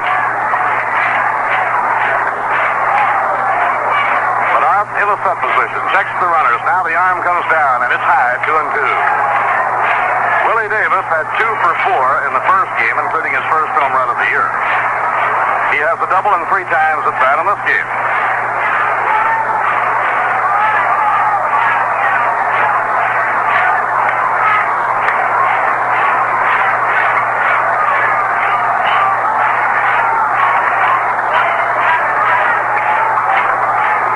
Checks the runner.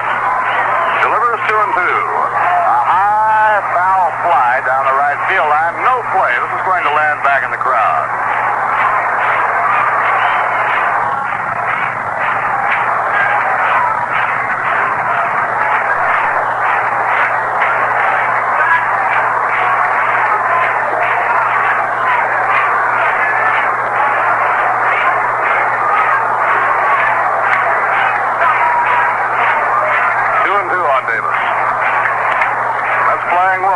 Outfield around toward right. Now the runners build a lead. The 2-2 delivery. Way up high. It's ball 3. Now the Dodger runners will be going. With a full count on Willie Davis, 3-2, and 2 men down. Kennedy on second and Parker on first will be on their way.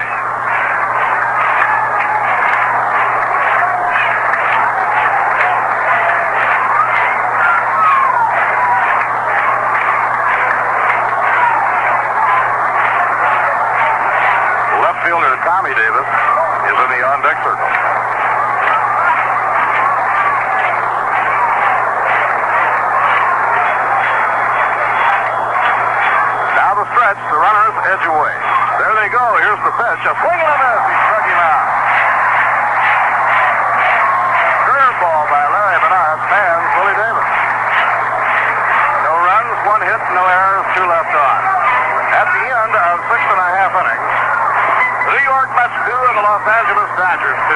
Now, here's a word from Rheingold. I don't know the reason.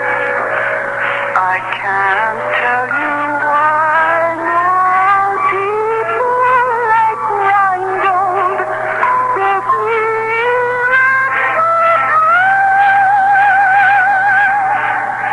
But we must.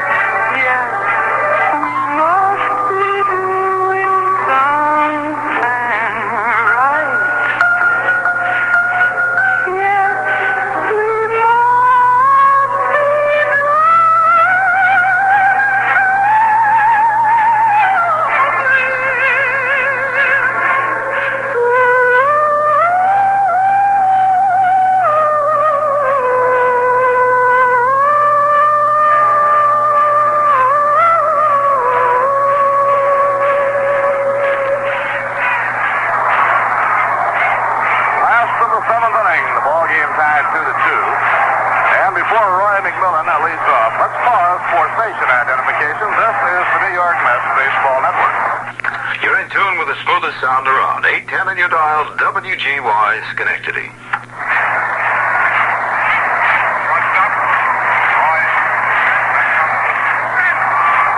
Bob Murphy with Lindsey Nelson and Ralph Kiner from Shea Stadium. Second ball game today, certainly in contrast to the opener, which the Dodgers broke wide open with a 7-run inning and went on to win 16-3. Pitches low and outside, ball one.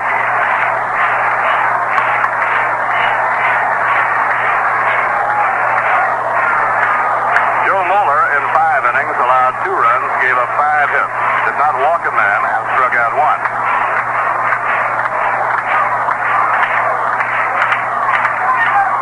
Foul ball away, no play. It's 1 ball, 1 strike.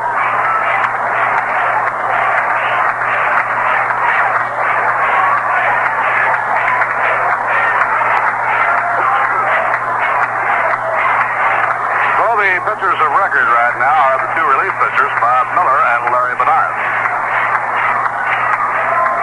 Another excellent pitching job by Dennis Ryback.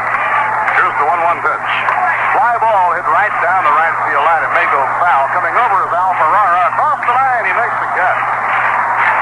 He caught it across the line in foul territory and then had to use his leg to brace himself against the pillbox railing. Out and nobody on. Jerry Grody doubled to left field his first time up, flying to left field in the 5th inning.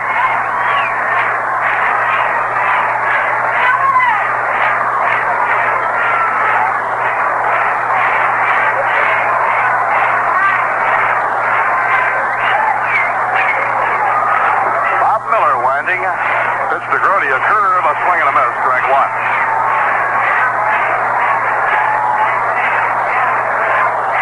Not been used as much this year as in the last 2 years due to the fine work of Bill Regan. Now the fastball is down the middle for a call strike.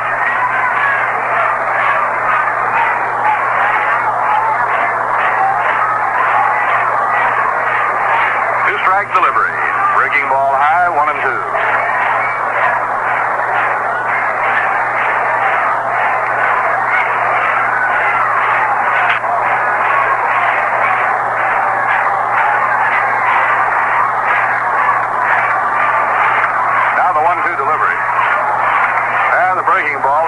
Taken by Jerry Grody. The count is 2-2. Well, the Dodgers and the Giants have each made 1 trip to New York this year. Both came in for a weekend series.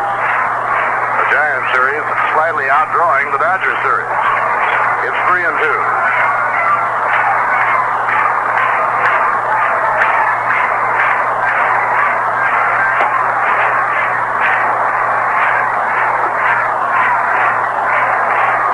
Count 3-2 on Jerry Grody. Larry Bernard has come out on deck.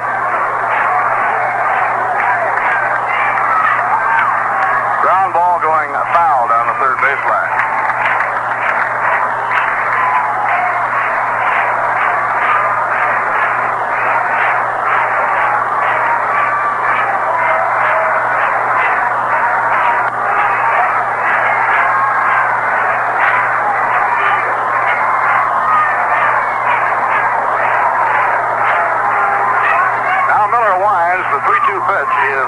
foul tip. Down off the toe of Johnny Roseboro, and Johnny's walking around trying to shake the pain out of it.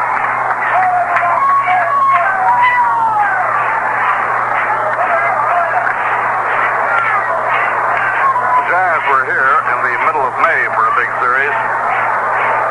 They came in for a night game, a Friday night, a day game on the 14th of May, and a Sunday afternoon game on the 15th.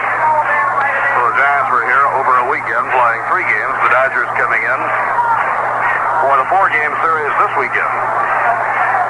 Dodgers following about 3 weeks behind the Giants, and the Giants series slightly outdrew the Dodgers series. Both drew tremendously. 3-2 pitch. A line drive off Miller's leg that knocks him down, and Jerry Grody is on. Bob Miller was really whacked with that one. Wayne Anderson, the Dodger trainer, running to the mound to see if he can help out. Miller hobbling around out there, being helped along by John Kennedy. Blustering line drive hit by Jerry Grody that hit Miller in the leg.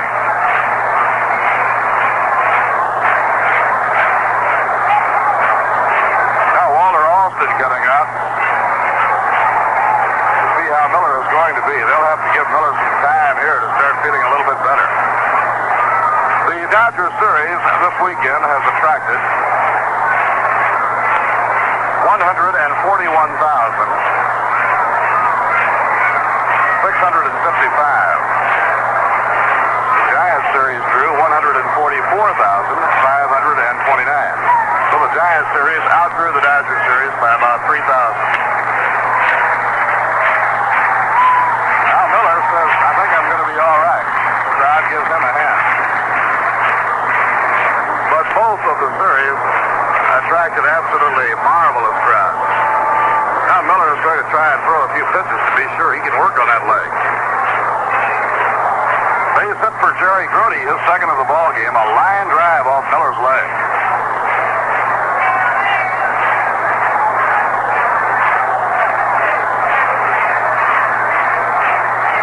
Now Miller tells Walter Alston he's all right, he can stay with us. Warm-up action in the Dodger bullpen. Ron Baranowski getting ready.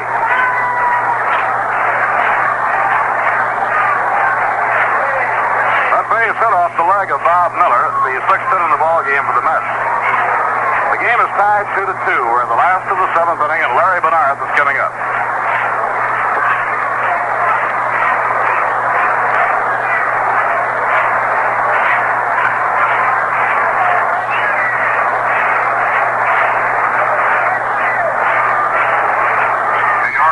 Pretty good hitting pitcher. That's right. Chuck Hiller is the on-deck batter, and Kennedy now is playing in close to third to look for the bunt. 1 down and 1 on. Larry turns around, doesn't offer, and it's up high, ball 1.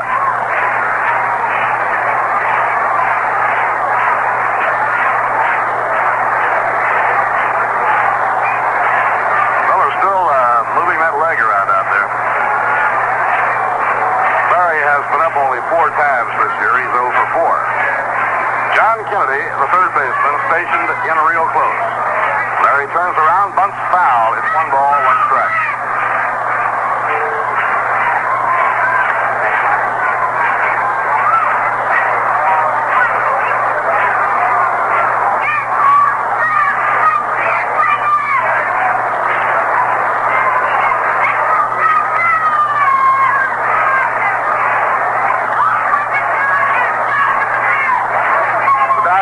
Back in New York on July 14th. Ground ball bounced toward the middle, fielded by Lefebvre. He throws to Wills for 1 to first, double play.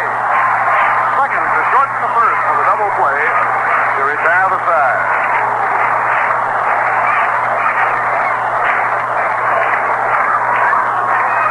No runs, 1 hit, no errors, none left on. Now 7 complete.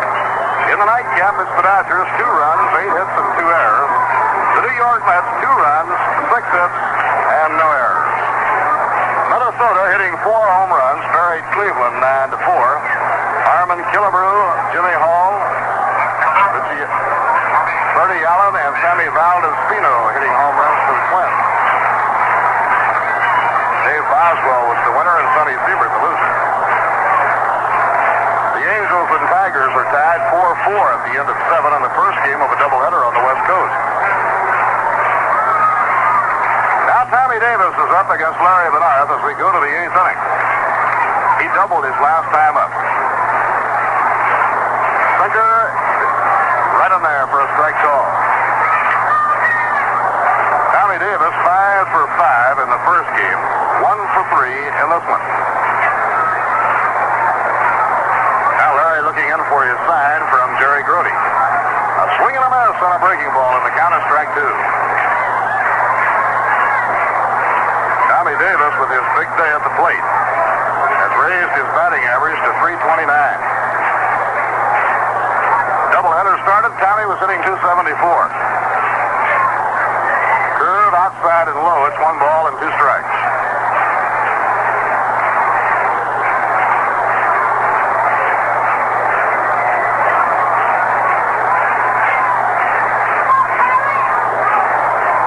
Mets 2 and the Dodgers 2. This one is a good one. We're in the 8th inning. He jammed him with a fastball, but it's fouled down off the foot. Count remains 1 ball and 2 strikes on Tommy Davis. And since the ball hit against the shoe of Tommy, Chris Palachunas wants to look at it to be sure it didn't have a spot on it before he lets it stay in play. Tommy's still hobbling around, waiting for some of that pain to go out of it. Jim Lefebvre is on deck, and then Al Ferrara. Dodgers have had their share of painful injuries. Here's the 1-2 delivery. Curve just outside, 2-2. Larry Benarth came in from the bullpen to fan Willie Davis with a real good curveball on 3-2 to get the side out in the 7th inning.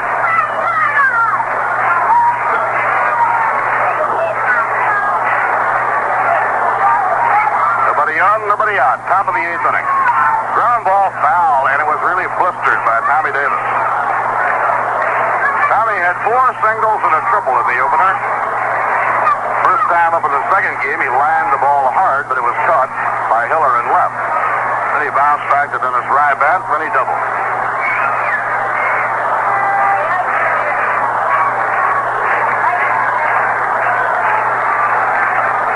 Pitching 2-2. A high fly ball, well hit the left field. Hiller going way back by the fence.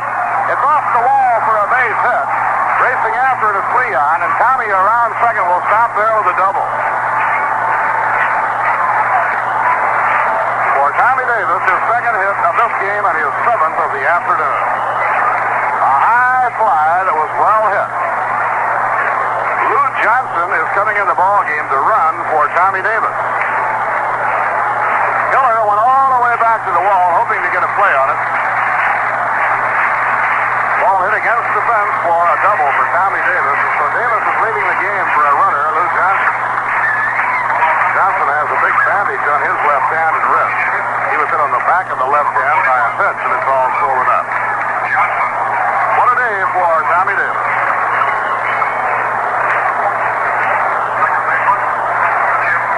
For Tommy Davis, 7 hits in 9 times at bat in the doubleheader.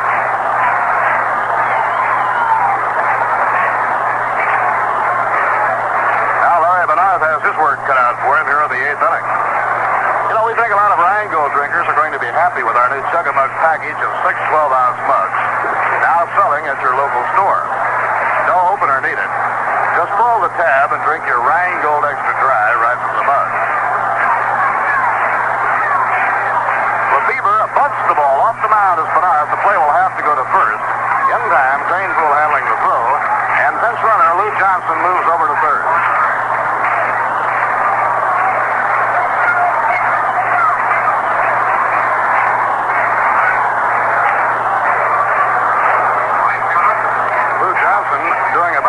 He can do right now. That hand swollen and bandaged. He's in the game as a pinch runner. Now the Mets have to play the infield end. Al Ferrara has 2 for 3. Here's the windup by Benarth. Here's the pitch. A smash to third, grabbed by Boyer. He holds the runner. Throws to first, 2 down.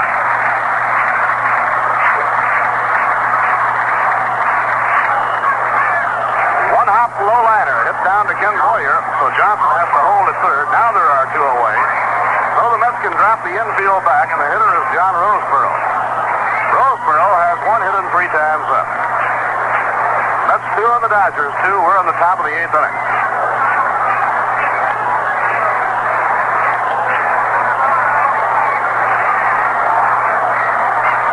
And they're going to give him the intentional walk. Right-handed batter John Kennedy is scheduled to hit next. So rather than pitch to Roseboro, a left-hand hitter and a very tough man in the clutch, Roseboro gets the intentional walk. Wes Covington is down around the bat rack. There's ball 4, Roseboro going to first. Now Kennedy is the scheduled hitter, but he turns and looks back toward the dugout and is called back by Walter Alston, and Wes Covington will be coming out.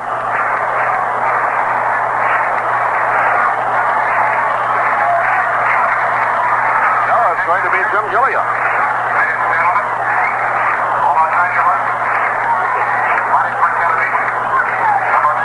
Walter Alston sending up Jim Gilliam now and saving Covington to hit for the pitcher if necessary. Both are good hitters. Gilliam, a switch hitter, he'll be batting left against Larry Bernard.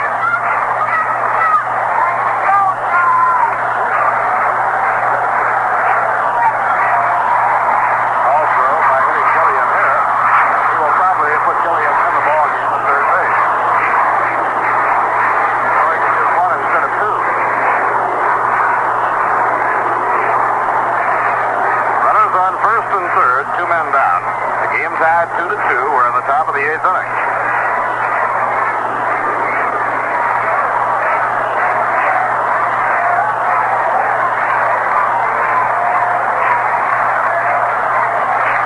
Now Bernard off the stretch. His pitch to Gilliam. A fly ball to center field. Leon Jones drifting in. He's under it. Makes the catch to Snyder's out. Well, Larry Bernard, after yielding a leadoff double to Tommy Davis, works his way out of it very nicely. No runs, 1 hit, no errors, 2 left on. The Dodgers have now had 9 left in 8 innings. At the end of 7 1/2, the Los Angeles Dodgers 2 and the New York Mets 2. Last of the 8th inning, Ron Peronowski is coming in now for the Dodgers. Jim Gilliam will be playing third.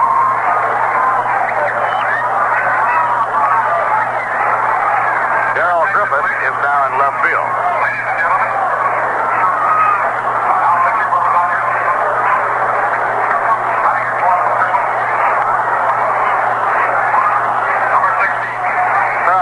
Will take the number 4 spot in the batting order.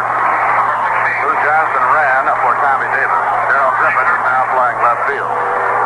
That means that Darrell Griffith will lead off for the Dodgers in the 9th because he'll be put in the number 9 spot in the batting order. Now playing left field. Batting ninth. Number 26. Darrell Griffith. Number 26. Leo Cardenas has hit still another home run in that doubleheader in Cincinnati. Is he ever hot? He hit one yesterday. He now has hit 4 home runs today, 2 in each ball game of a doubleheader. So Cardenas now has 9 for the year, and he's hit 5 of the 9 of the 2 days. This last home run by Cardenas coming with a man hot.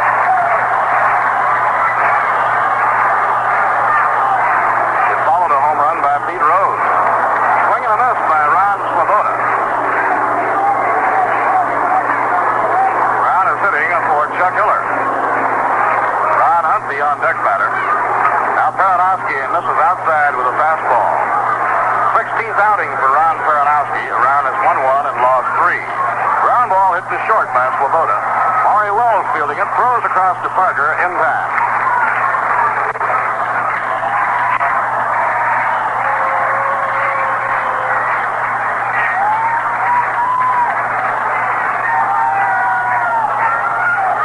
Saved the day for the New York Mets with a great play he made to rob Maury Wells of a base hit with a hit-and-run play on in the 7th inning.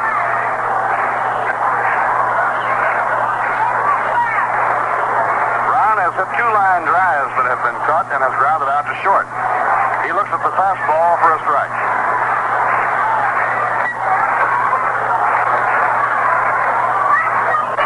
Tie game, 2-2, last of the 8th inning.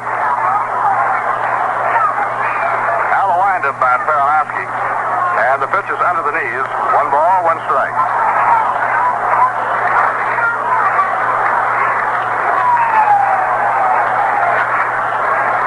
Baranowski in 15 relief appearances has an earned run average of 2.3. Ground ball hit foul down toward Whitey Herzog. Baranowski and Phil Regan have each been credited with 3 official saves out of the Dodger bullpen. 23 innings. Baranowski has given up 21 hits.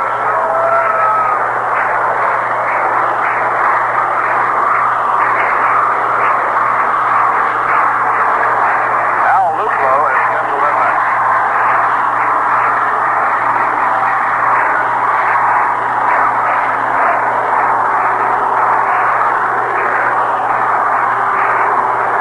Here's the windup by Baranowski. The 1-2 delivery, and his finger is down in the dirt. It's 2-2.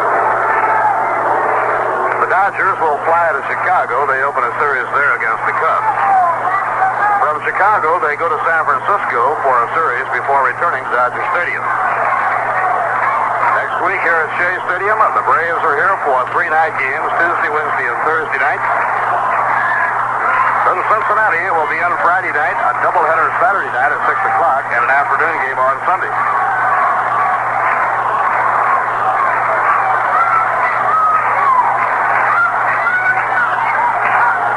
Count is even, 2-2 on Ron Hunt. We're in the last of the 8th inning. Baranowski winds. Here's his pitch on the way. A ground ball knocked down by Baranowski. He has time to pick it up and throw to first for the out.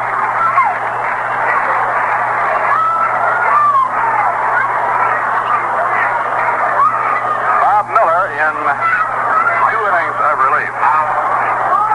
Allowed no runs, 1 hit. That 1 hit was a hard line drive that hit him in the leg. Turned out to be the principal reason that he was taken out of the ballgame. Usually when a player gets hit with a line drive like that, they're all right for a few minutes. Then it starts to swell and really get to hurting. Al Luplo has grounded out line to center and been hit by a pitch. He tried to hold up on a breaking ball, but it's a strike.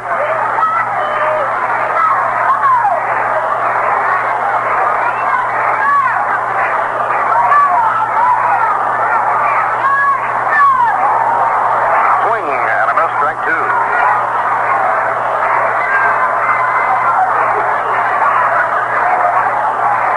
Last of the 8th inning, game tied 2-2.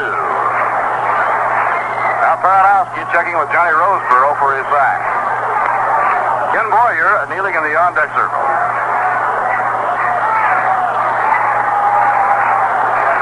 Here's the 2-strike delivery. Just off the outside corner, 1-2.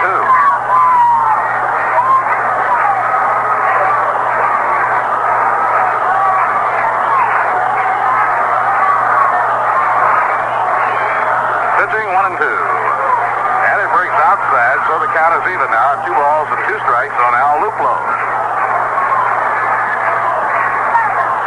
Al was an important factor in the victory in the opener of this series on Friday night. The Dodgers won the game yesterday 6-3 on a 3-run homer by Tommy Davis. Now the 2-2 delivery. A smash hit hard, but taken on a hop by second baseman Jim Lefevre. He throws to Parker, and the side is out. Luplo hitting a streaming low line drive, but directly at Jim Lefevre, who grabbed it on the first hop. Nothing across to the last of the 8th inning. At the end of 8, the score, the Dodgers 2 and the New York Mets 2. Fans, you can get a copy of the 1966 New York Mets yearbook by mail by sending a total of 65 cents.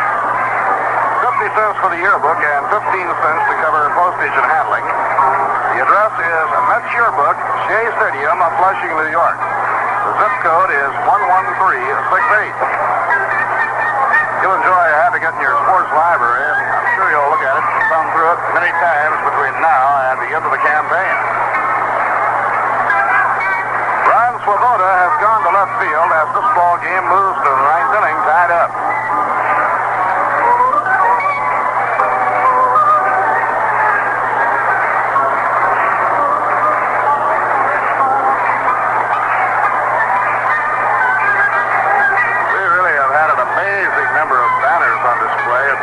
This afternoon. Many of them show a great deal of work and a lot of imagination. The young group from Rego Park that brought the cards. We got them spelling out different things all afternoon, rooting for the Mets. Darrell Griffith will be leading off, hitting in the number 9 position.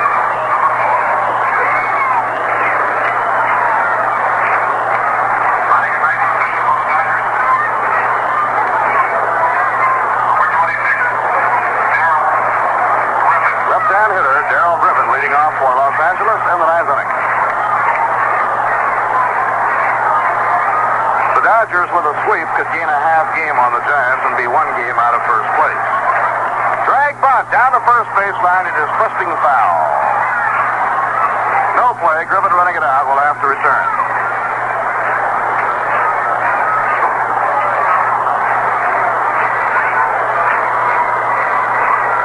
Usually when the Mets play a real long ball game, a long extra inning game, it's usually the second game of a doubleheader. Like with the Giants and the Phillies. The 23-inning game was the second game of a doubleheader. Wasn't the 18-inning game also the second game of a doubleheader? High fly ball hit the center field. Leon Jones taps the glove. He's under it. Makes the catch. Darrell Griffith retired on a fly to center. That'll bring up Maury Wills. Maury has had 1 for 9 in the doubleheader. That was a bunt single. He stole his 24th base of the year in the opening ball game. It was real highway robbery the last time he came up. The Dodgers, in the 7th inning,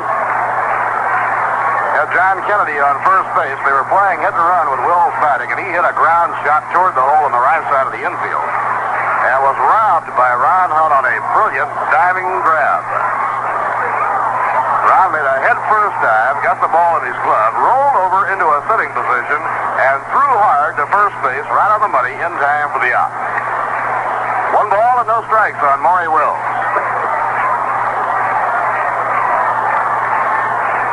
Larry Bernard pitching in relief of Dennis Ryback.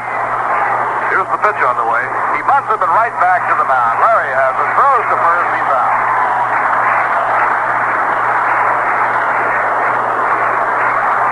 Larry seemed to have an inkling on that one. He was off of the mound and had that bunt in his hands and plenty of time to throw Wills out. It brings up Wes Parker. He has had quite a series. He hit a home run in the 9th inning Friday night. He hit 2 home runs in the first game today, and he has hit a home run in this ball game. So Parker has 4 home runs in the series. In the first game today, he hit 1 from each side of the plate.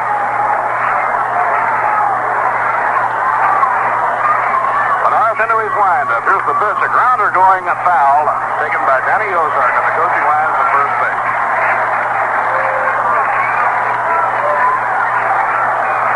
Top of the 9th inning, Dodgers 2 and the Mets 2.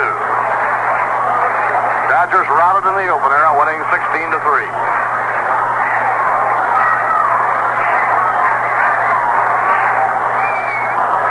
Now the pitch on the way, inside and high. Parker getting out of the way. 1 ball, 1 strike.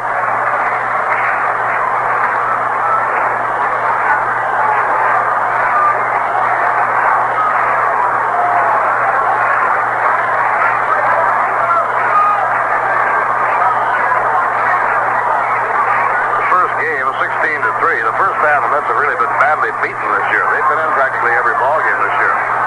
It's outside 2-1. The score became so lopsided, there was one of the the young fans parading the aisles carrying a banner that said, "We want Marvelous Marv." And some wag in the press box said, "This was Marv's kind of game." It's 2-2.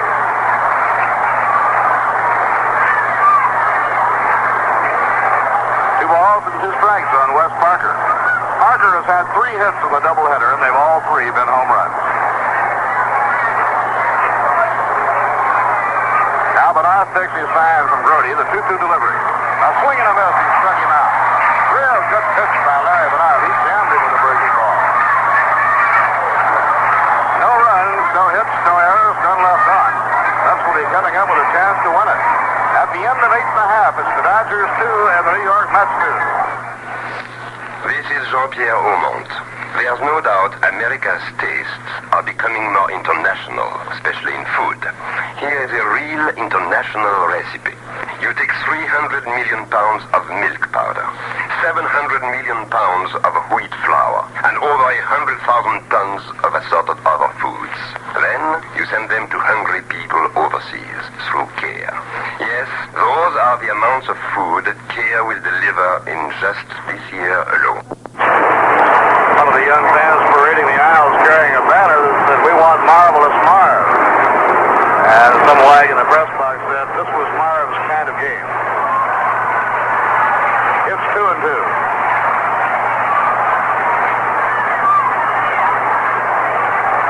Two balls and two strikes on Wes Parker. Parker has had 3 hits in the doubleheader, and they've all 3 been home runs.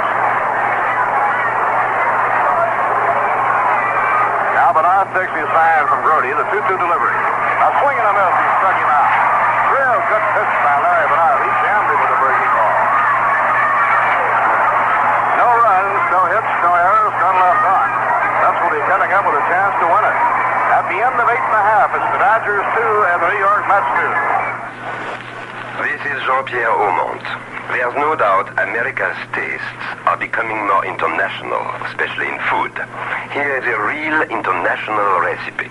You take 300 million pounds of milk powder, 700 million pounds of wheat flour, and over 100,000 tons of assorted other foods. Then you send them to hungry people overseas through CARE. Yes, those are the amounts of food CARE will deliver in just this year alone. Over 35 million people will benefit. Refugees, orphans, disaster victims, the jobless, the aged, and sick. CARE asks the public to share by giving $1 per package for 8 million special food cruise packages. Every dollar you give sends one on its way with your name and address. You build international friendship and ease the pain of hunger when you send dollars to CARE Food Crusade. Ken Boyer will be up against Baranowski in the last of the 9th inning. Right here, let's pause for station identification. This is the New York Mets Baseball Network. This is WGYA 10 on your radio dial, your General Electric stations connect today.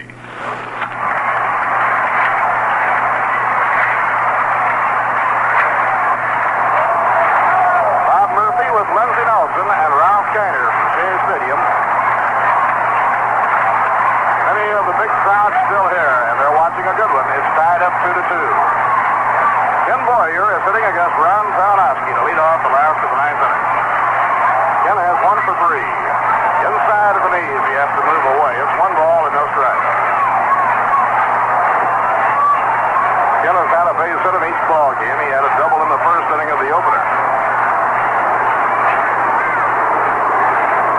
Veteran southpaw, Ron Baranowski, out of his windup. Now his pitch, a swing and a miss. Good sinker by Baranowski. 1 ball, 1 strike. Leon Jones is on deck, and then Eddie Craneboom.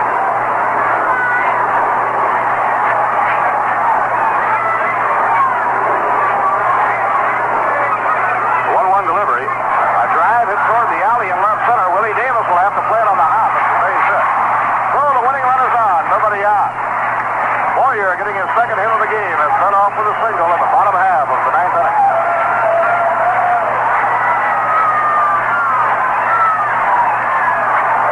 That brings up Leon Jones. Eddie Craneboom coming out on deck. Well, this is always a tough you play it? You try to bunt him over? You swing away. Tail end of the batting order coming up. Jim Brewer and Phil Regan are in the bullpen. They look for the bunt. He squares around. Bunts. Fair ball. Good bunt. Picked up by Parker. He throws to first. In time and moving over is Kenny Boyer. Beautiful bunt by Leon Jones. You can't lay it down any better than that. Unless you put it where you can beat it out. Now Eddie Craneboule is being called back to the dugout.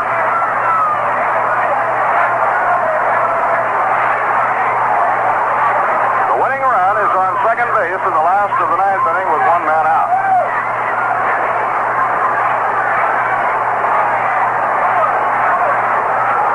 First base is now open. The only man of any concern as far as the Dodgers are concerned is Ken Boyer. He represents the winning run. So Dick Stewart is coming up to bat for Eddie Craneboule. Now let's see how the Dodgers play. Let's see if they put Stewart on.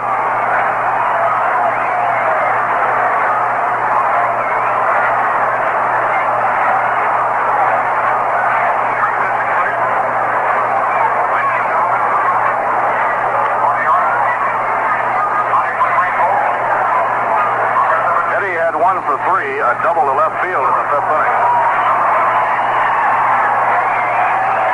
And Dick Stewart is the bench hitter now for Ed Craneboule. First base is open. And Stewart wants the ball examined by Chris Palakudis.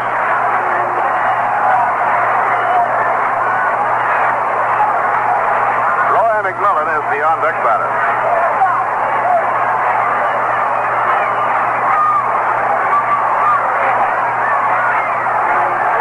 And they will give him the intentional walk. They have an open base, so Stewart gets the intentional walk. Dodgers thus setting up the possibility of the double play. They'll be pitching to Roy McMillan.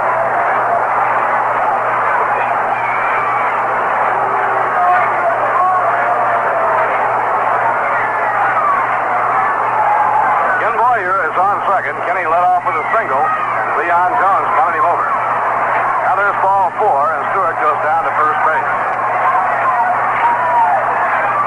Roy McMillan comes up.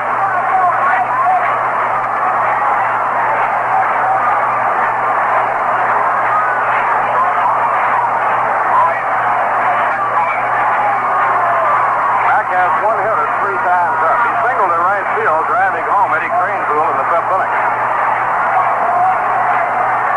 Mack has the only RBI for the Mets in the ballgame. The other New York run scored on an error charge to Willie Davis.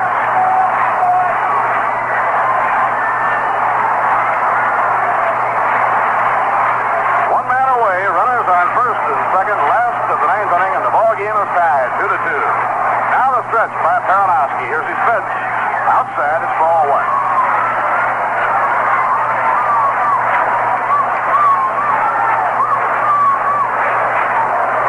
For the Dodgers, Darrell Griffith is in left field. Willie Davis is in center, and Al Ferrara is around at right.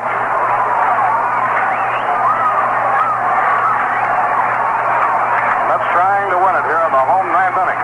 Now the pitch by Peronowski. Outside is ball 2. Jerry Grody will be hitting next.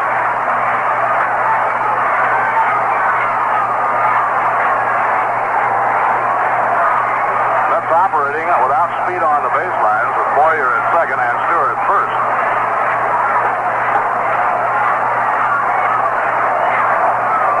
Now the 2-0 delivery, and it's a strike on the inside corner.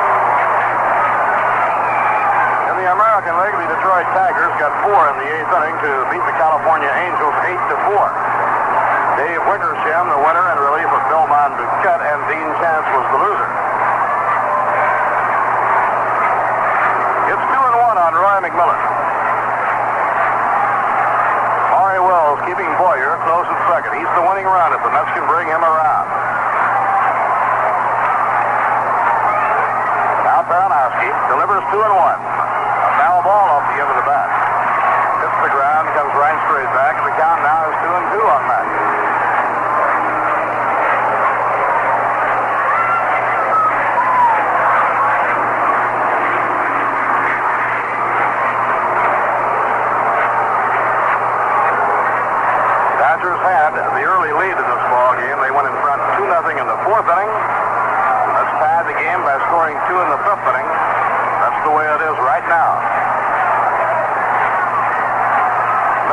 applying the pressure here. They have the winning run on second, one man out. Boyer's on second, and Dick Stewart is on first. Now Paranowski, who's working very deliberately, comes to the stop. Here's the pitch. And it's a pop foul coming back over toward the Dodgers dugout, and it is out of play. Roseboro coming all the way over to the dugout, but he has no play.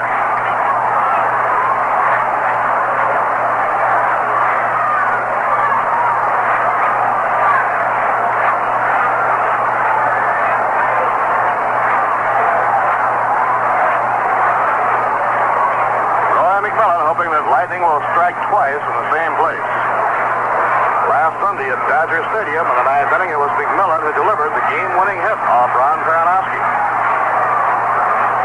Hawk Taylor, as the pinch hitter, had doubled 2 runs in to tie it. And Roy McMillan then delivered a single to send it across what proved to be the winning run. The count is 2-2 on Mac.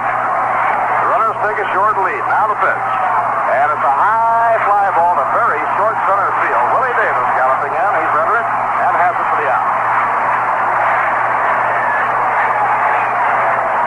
This time Paranowski retires McMillan, and now it brings up Jerry Grody.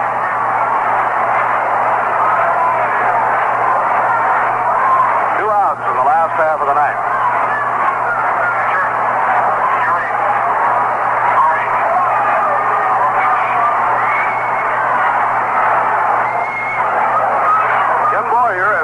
Dick Stewart on first.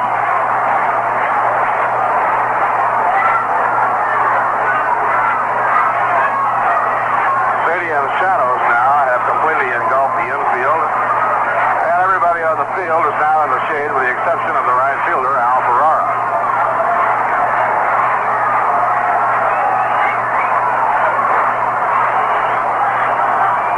Paranowski delivers to Grody. Breaking ball thrown off speed. It's inside and low. Ball 1. Paranowski has a great changeup.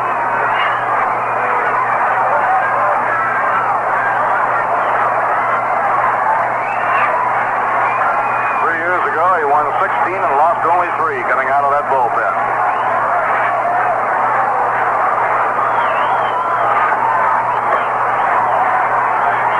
Now Jerry Grody cocks the bat off the shoulder. A swing and a miss and a low breaking ball at the knees. 1 ball, 1 strike.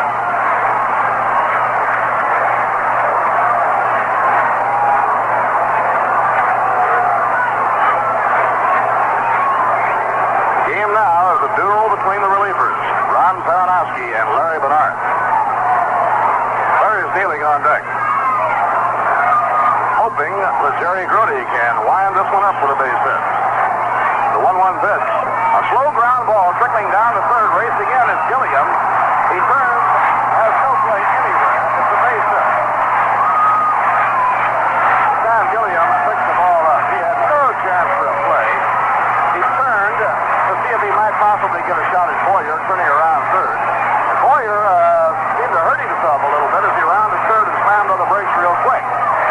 Center Gus Myers starting to come out is waved off by Boyer, and Kim now is talking to Whitey Herzog. So now, what do you do? The bases are loaded, 2 men down, last of the ninth inning, and Larry Bernard is 2 up. Now Larry is being called back to the dugout. Infield hit for Jerry Grody, his 3rd hit of the ballgame. And Eddie Pursuit is going to hit for Larry Bernard. Wes Westrom going all out to try and win it here.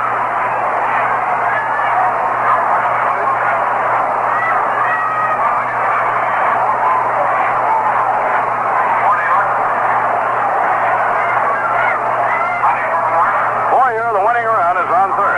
Stewart on second. Grody on first. 2 men down.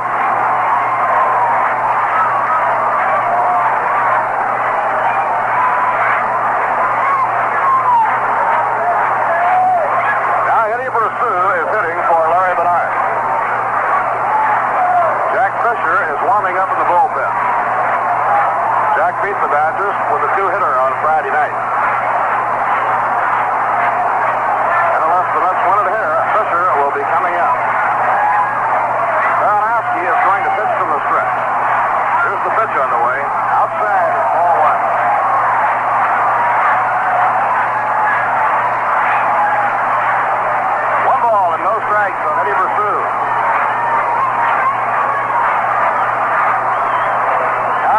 coming over from third to see Baranowski.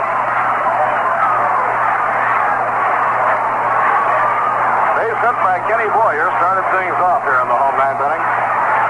Good sacrifice laid down by Cleon Jones, moved Kenny over. Then they purposely passed Dick Stewart.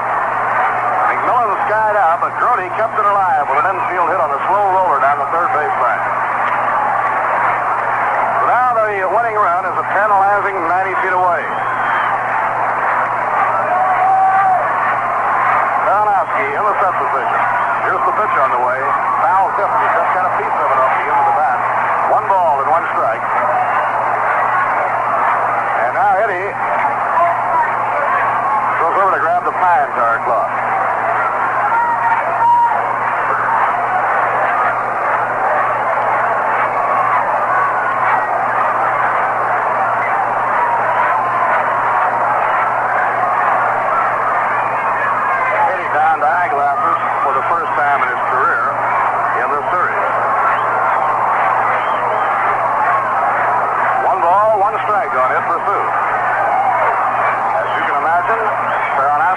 Thinking over each pitch very carefully. The 1-1 delivery. A wild pitch coming down the line of Boyer. The game is over. The Mets win it on a wild pitch by Baranowski. So the Mets win it and get a split in the doubleheader. Officially, it will be a wild pitch. The bases were loaded. 2 men down. A count of 1-1 on hits pursuit. By Baranowski enables Ken Boyer to come home with the winning run. That's won the opener Friday night. The Dodgers won yesterday and the first game today. So in the big weekend of baseball here at beautiful Shea Stadium, the Mets and the Dodgers have split even in the 4-game series. The Mets continue to do very well against the first 2 clubs in the National League, the 2 California clubs, the Los Angeles Dodgers and the San Francisco Giants. In the 9th inning for New York, 1 run. There were 2 hits, no errors, and 2 were left on. For the New York Mets, 3 runs, 8 hits, no errors. For the Los Angeles Dodgers, 2 runs, 9 hits, and 2 errors. The winning pitcher, Larry Benarth, with a very fine relief performance. Mets had combined pitching in this ball game from Dennis Rybat and Larry Benarth. That was excellent. Benarth winning his second against 2 losses. The loser in relief is Ron Baranowski. Baranowski has now won 1 and lost 3. So the Dodgers won the first game today, 16-3, handing the Mets their worst shellacking of the season. They had 16 runs on 19 hits. They hit 4 home runs. Tommy Davis had 5 for 5. Wes Parker hit a home run from each side of the plate and wound up hitting 4 home runs for the series. Sandy Koufax went the route, winning his 10th game of the year against 1 loss. And Journey Arrigo was the loser in the opener. But the Mets, badly beaten in the opening ball game, proved their fight by coming right back in the second game on the pitching of Rybat and Benarth to win it in the last of the 9th inning by a score of 3-2. Roy McMillan drove home 1 run for New York. 1 scored on a bobble ball in the outfield by Willie Davis, and the winner came in on the wild pitch uncorked by Ron Baranowski. For the Dodgers, Wes Parker with a home run, his 8th of the year, accounted for 1 Dodger run, and Jim Lefebvre with a sacrifice fly accounted for the other. Pitching-wise, Joe Moeller, Bob Miller, and Ron Baranowski handled the Dodger pitching. For New York, Dennis Rybat went 6 2/3, allowed just 2 runs, and Larry Benarth came on to pitch the final 2 1/3. Larry was outstanding in relief. He allowed no runs, gave up just 1 base hit, and Larry picks up the victory in relief. So the Mets and Dodgers have split the doubleheader here at Shea Stadium before a marvelous crowd of 56,332. The Dodgers winning the opener 16-3. The Mets the nightcap with a run in the last of the 9th inning by the score of 3-2. And that's Mets baseball for today, brought to you by Rheingold, New York City's largest selling beer. And what a remarkable thing that is. In New York, the city of so many different people with different tastes, one beer has become the favorite, Rheingold Extra Dry. They don't know why so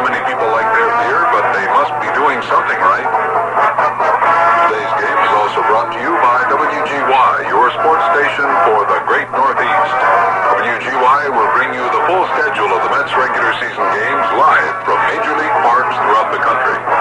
Be with us Tuesday at 7:55 when we'll present another exciting New York Mets baseball game over 810 on your radio dial.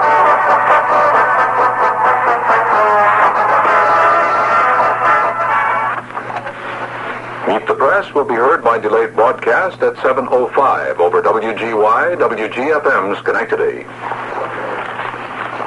Now a roundup of the latest news from the WGY newsroom. Glenn Woolrath reporting. Astronaut Eugene Cernan walked in space today for longer than any man had dared before. But there was one big setback. Cernan's attempt to roam in space with a Buck Rogers pack on his back was blocked when his visor frosted over. The rookie spaceman was on the verge of pushing off at the end of a 120-foot lifeline when he reported that he could hardly see. At the same time, communication with Command Pilot Thomas Stafford inside the Gemini 9 craft had garbled. Finally, Stafford reluctantly scrubbed the experiment. 32-year-old Cernan had been out of the capsule close to 2 hours when he ran into his big trouble. He was ordered to cut short his spacewalk 36 minutes earlier than planned. Still, it was by far the longest time any man had spent in space. Astronaut Edward White spent only 21 minutes in space last year during the Gemini 4 flight. Space officials hailed the courage and skill of the Gemini 9 crew despite its series of setbacks and frustrations since Friday's launch. Buddhist leaders have told their followers that orders will be issued tomorrow, Saigon time, for action against the regime of Premier Kyi unless their demands are met by the government. They presumably will call for new mass demonstrations. The Buddhists want civilians added to the 10-man ruling junta or the resignation of Kyi and his chief of state within 24 hours. U.S. spokesmen in Saigon say a total of 256 American warplanes were lost over North Vietnam as of June 3rd. The losses date back to February of 1965, when the U.S. began launching systematic airstrikes against North Vietnam. Pennsylvania police near Warren report that a former Army paratrooper released 9 days ago from a mental hospital has shot and killed 2 of his 5 children. Sources said Edward Sadley was an employee of a concrete products firm and had a good reputation in the community. Michigan police are holding a suspect in the kidnapping of 2 women and a small baby at Lansing this morning. A National Guard helicopter spotted the suspect huddled in a ravine not far from the spot where the kidnapper had abandoned the unharmed hostages. They were 2 women and a small baby kidnapped on the way to church. Police in Aurora, Colorado say it is becoming more and more certain that 9-year-old Paula Steinbach was kidnapped near her home Friday. No trace has been found of the slender 3rd grader since she was reported missing. In Texas, President Johnson is reviewing proposals by his emergency board for averting an airline strike scheduled to begin July 5th. If a settlement is not reached, technicians on 5 airlines plan to walk out, crippling over 60% of the nation's domestic trunk line service. Spain reportedly has launched a major diplomatic offensive in Washington and in Europe aimed at securing its formal association with NATO and the European Common Market. However, it was learned today that the Spanish government is not seeking full membership in either organization. Police with batons broke up an anti-NATO march by some 350 persons in Brussels today. The demonstrators were led by members of the Peking wing of the Belgian Communist Party. After the march, the NATO protesters burned an effigy of President Johnson, shouting, "Johnson is a murderer," and "No NATO in Belgium."